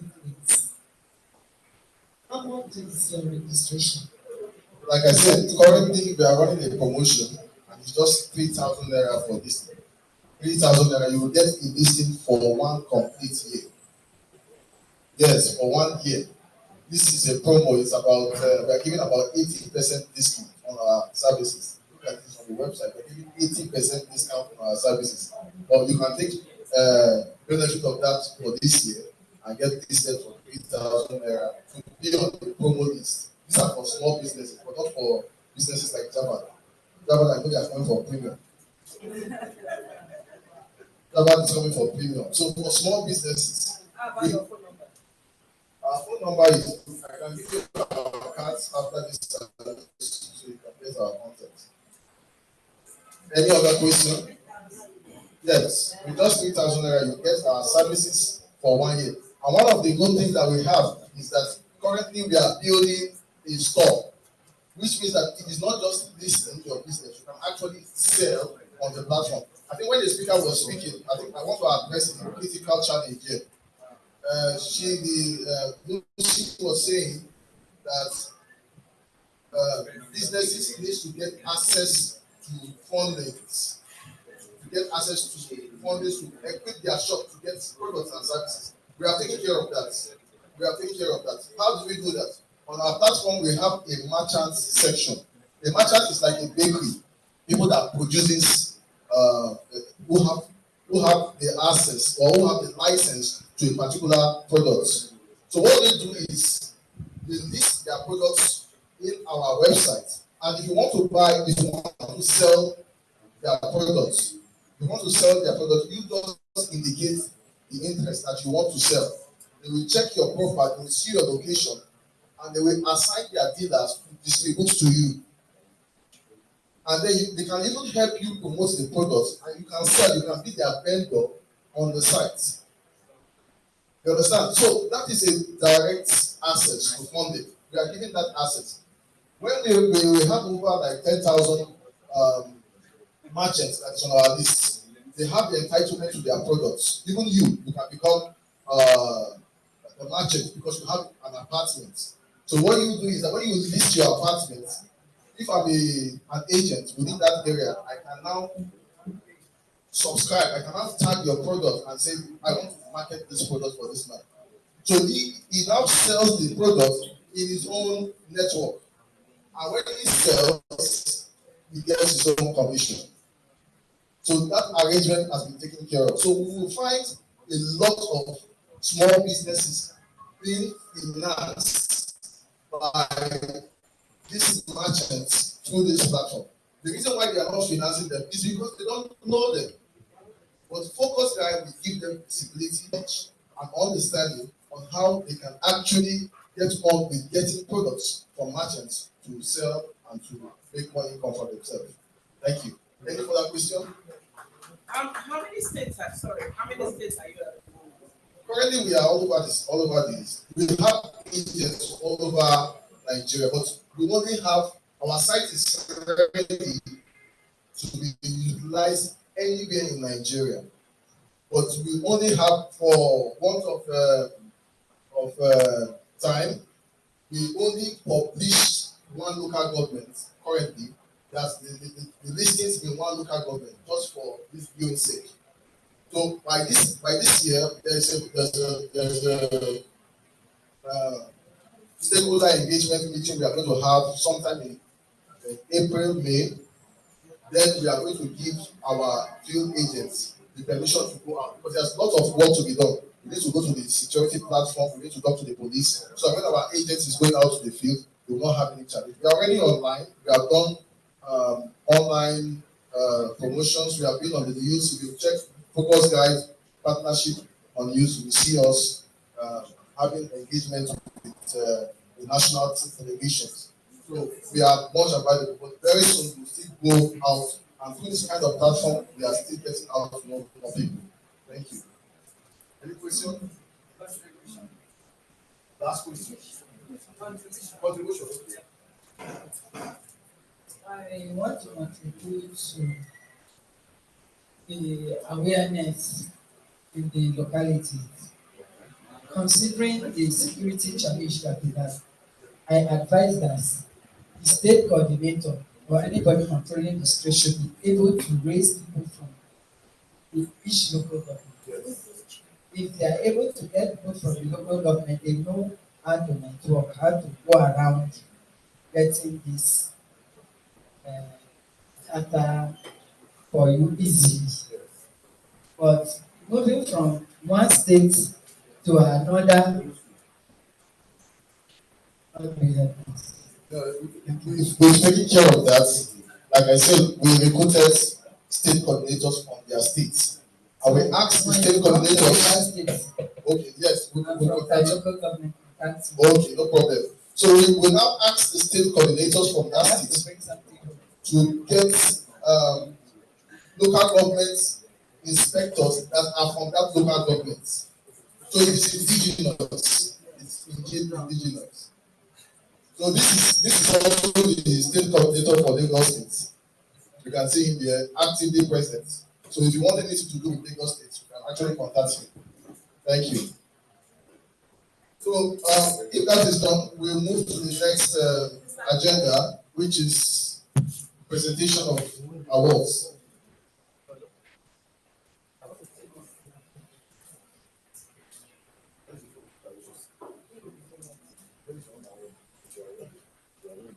Okay. I'm gonna give. I think this is the one I'm giving you. The one for UK. Did I get that one last? Yeah, that would be last. Yeah, we want the second to be last. I want another woman to present this one. Yeah. That woman will present it to you. Which one is that? Eh? This one that starts with you. Is Madam. Okay. So I should present what the other ones to everybody. Yes. Yes. I'll be calling them. Okay.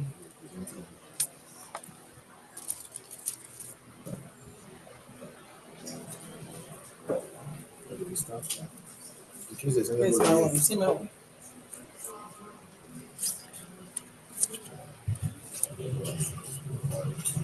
Where's the one?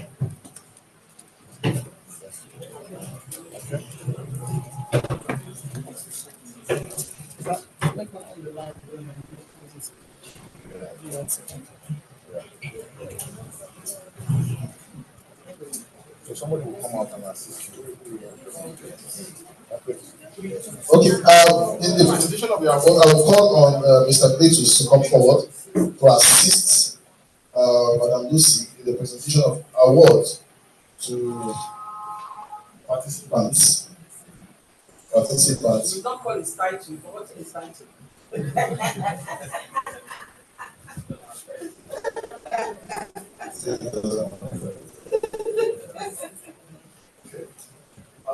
Who is the first person there?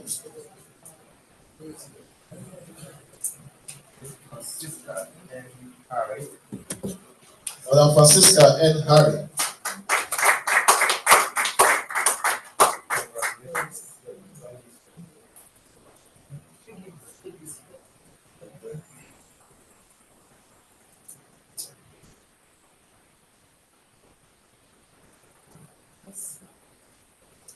This is certificate of participation. Certificate of participation from Lucy Isaiah Foundation for Female Entrepreneur, collaboration with Focus Guide Map Preparatory. Certificate of participation. So this is to certify that Mrs. Francisca has actively participated in the Building Successful African Entrepreneur Conference held on Tuesday, on Thursday. So the next person, Akinyemi Antonia.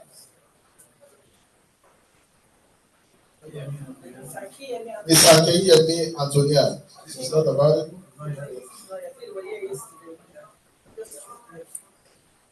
Miss Anita Ike. Miss Anita Ike.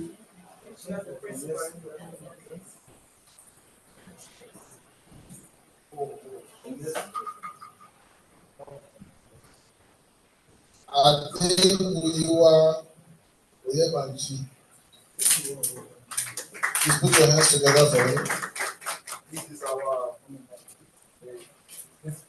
our authority in scripts. Who is the photographer? Okay. Thank you so much, sir, for your participation. The next person is Sam Anogam. Mr. Sam, this is our who is the eyes of this event, taking active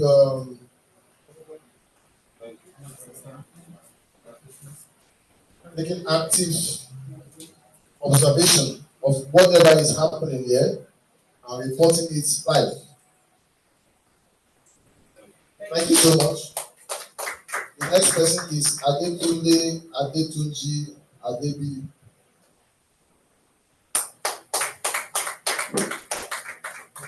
Our man that will give us house, our landlords.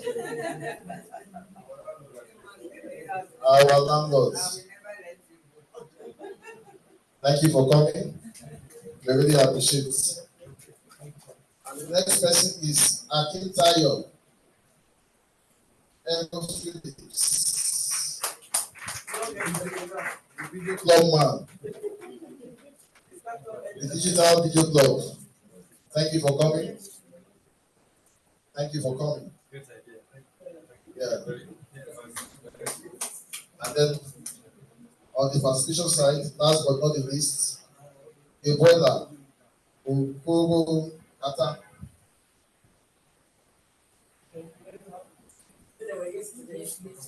Okay. So we say, yeah. So thank you so much, sir. God bless you. Sir, I would like to call upon you to present a presentation to us.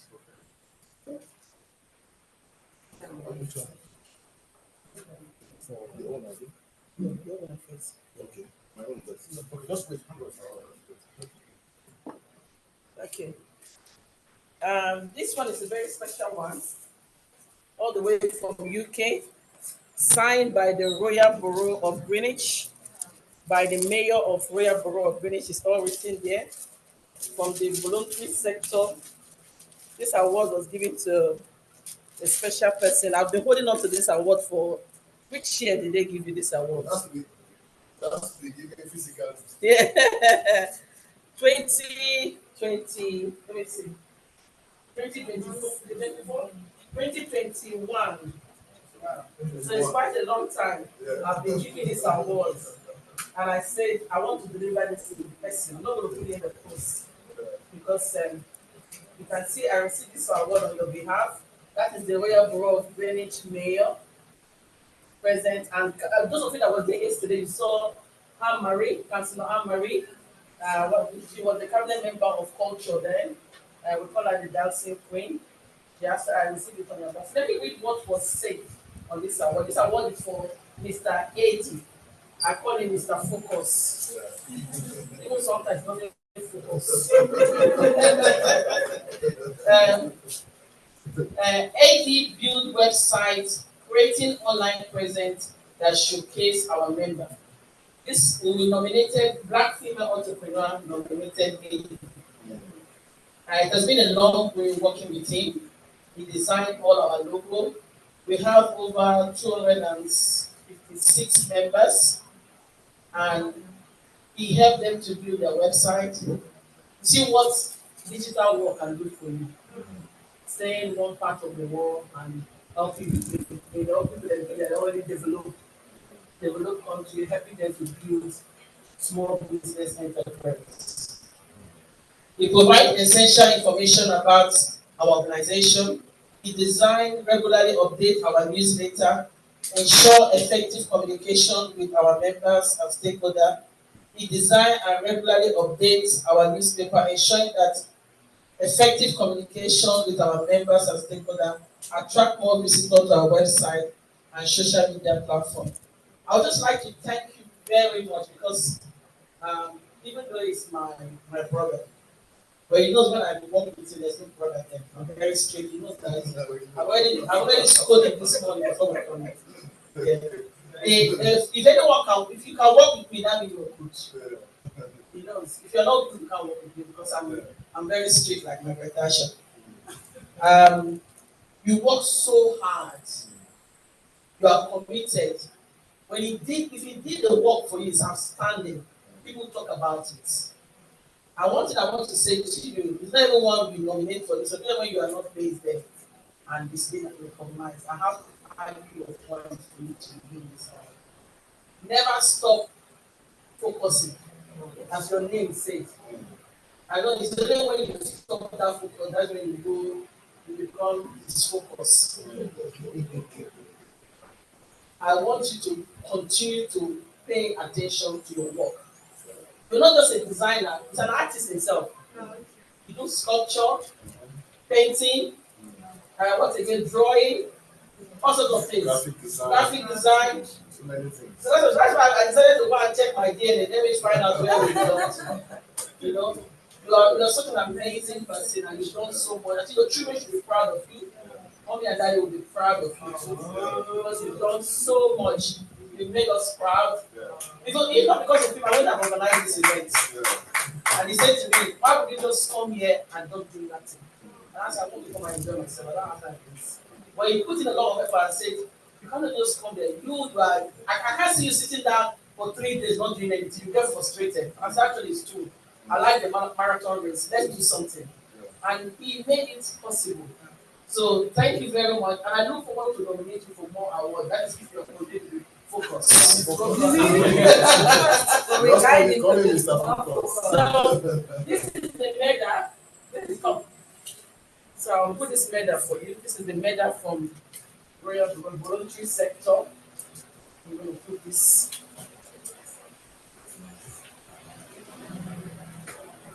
So you can say that your name is listed among voluntary sector. Just tear this back. So I'm going to put this somewhere here. Take it. Anyway, you are going to show them. There's a combination of 24 more than 24 hours voluntarily, 24 days, because I don't know whether it's the new one to leave that one out. Actually, put it right.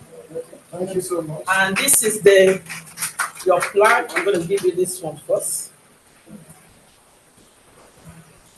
This comes to this. So you can see, this is Royal Bureau of Greenwich. This is the voluntary sector, and this is the same letter of the CEO presented to you. Thank you so much. And continue to sign everything you need to sign. Focus before you sign it. Not signing it out. Thank you so much. I really appreciate it. Thank you so much. You're welcome. I'm so happy. Funny enough, this is the first award I'm receiving in my life. So the first award is international award. I've been watching people get awards, but I know when my own will come. You know the war will not be enough. So thank you so much for your time, for your patience, for your understanding, and like I said, you guys here are my family henceforth. Because you have witnessed this day, I want you to support me to get it done, and I will definitely be behind you. I will not forget you as well. Thank you so much. Support you to focus. So now we will go back to an amazing woman, and I really want somebody to do.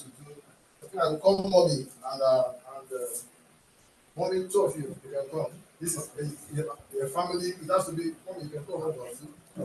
Yeah, this is an award presented. So you will read these awards, and then we present it to her. She's an amazing person. So just read it. Yes. This is Award of Excellence in Female Entrepreneurship Leadership. This is to certify that Lucy Isaiah, in recognition of her outstanding leadership, visionary entrepreneurship, and unwavering commitment to empowering women and Black-owned businesses across Africa and the diaspora, through her impactful work as founder of Black Female Entrepreneur Greenwich, BFEG, and the Lucy Isaiah Foundation for Female Entrepreneurship, LIFE. Lucy Isaiah has demonstrated exceptional dedication to capacity building, access to opportunity, cooperative growth, and sustainable economic empowerment for women entrepreneurs. This award celebrates our transformational influence, our role in building inclusive entrepreneurial ecosystems, and our continued efforts to inspire, mentor, and uplift the next generation of African women leaders. Presented at the Building Successful African Startup Entrepreneurs Conference, Lagos, Nigeria, which held 29th to 30th January 2026. Presented 30th January 2026. Congratulations, ma'am.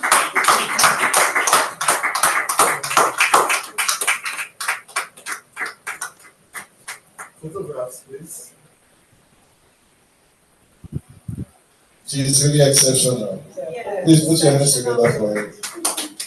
Black female. Black female empowerment. Thank you so much. So, yeah. Final words. Thank you very much. Before we have our group picture, I just want to say big thank you to this. I'm going to put it in my office, large, take a picture, and add it to one of my many awards that I've received. It's an honor. I'm really honored, and this is something I've said. I know you might have seen it nowhere. I talk on my platform that I am coming home. I said it most of the time. I said, I know some people it's not their dream to come, but I wanted to. I wanted to do it. I wanted to give back. I wanted to support a lot of our women back home. Because just like I said yesterday, my mother is my role model. She's a woman of many talents. Even though she didn't have those formal education that other women have. But you cannot compete business with her. She done everything. And I think I think I'm the one representing her. I have a restaurant, I'm a fashion designer, I'm a this, I'm a that, I do everything. I'm a one-stop shop. You know, so I can take contract, any contract, everything package, one assorted meats, I have everything. So I want to dedicate this award to my mom for everything that she has done, for the work, for the hard work, for the prayer, for the support. If I tell you, I speak to my mom every week. If I don't, I always talk to my mom. She's somebody that I share almost everything with. She inspired me, even though she had nothing to offer me, just having that conversation. I think every one of us should have somebody that we look to, whether it's your mom or it's your dad. My father also inspired me. You know, one of my last, every of my projects, my last project I'm doing at the moment is about the forgotten African soldier. My dad is a military man. He served in UK, in the British Navy for more than 5 or 6 years in the early 60s or early 70s, in the early 70s. And when I discuss back, one thing we have as Africa, we don't tell our story. I never know anything about my dad serving in UK. You know, I never knew because lately, big shout out to my big uncle here. Talking about our uncles that have fought in World War One, World War Two. Now I am championing that project. And I say every African that's fought in that war should be acknowledged. Because if you go to where they put their flag, it's just one flag, African flag. They didn't put Ghana, Uganda, but they put India, they put Pakistani. Why, when you come to Africa, you only have one flag? Every year they celebrate, they talk about it. If I have knew that I have a family history of people that contributed, honestly, I would have done so much before now. So it's good. Right? Two of my uncles fought in World War One, World War Two. And then and that actually led to my dad actually serving in the military and also served in Portsmouth. I spent a lot of my time over these years digging history about my father and his time in the British Navy. It is important that we tell our children our story. Explain to them, tell them your lifestyle, tell them everything you do. My children are so proud of their granddad. Now, if they do anything in school, they go to school and they showcase. And even me, I'm so proud. Anytime you see me, if I say one word, I talk about the forgotten African soldier.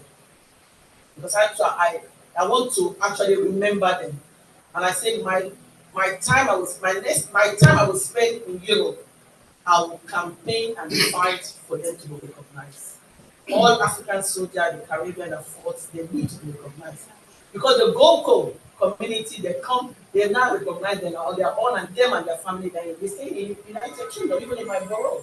So what is stopping them to do it to the African community? So the reason why I'm saying this is that my parents have actually inspired me a lot. When I read something about them, when I see their work they've done, they make big change. They actually inspire me to do more. And we should inspire our children. And no story that is shameless, no story that is not good to be said. I know sometimes those are our Gen Z children, and they are so much ashamed of their children, ashamed of their parents. They don't want to recognize their parents. They feel that their parents is not, so their parents has not contribute anything to them. But I'm saying to you, your parents' story is your story. Anywhere I go and talk about my parents' story, it actually creates platform for me. oh, Lucy, come and sit on this board because you understand that this is a personal story to you. You understand that you are a lived-in experience.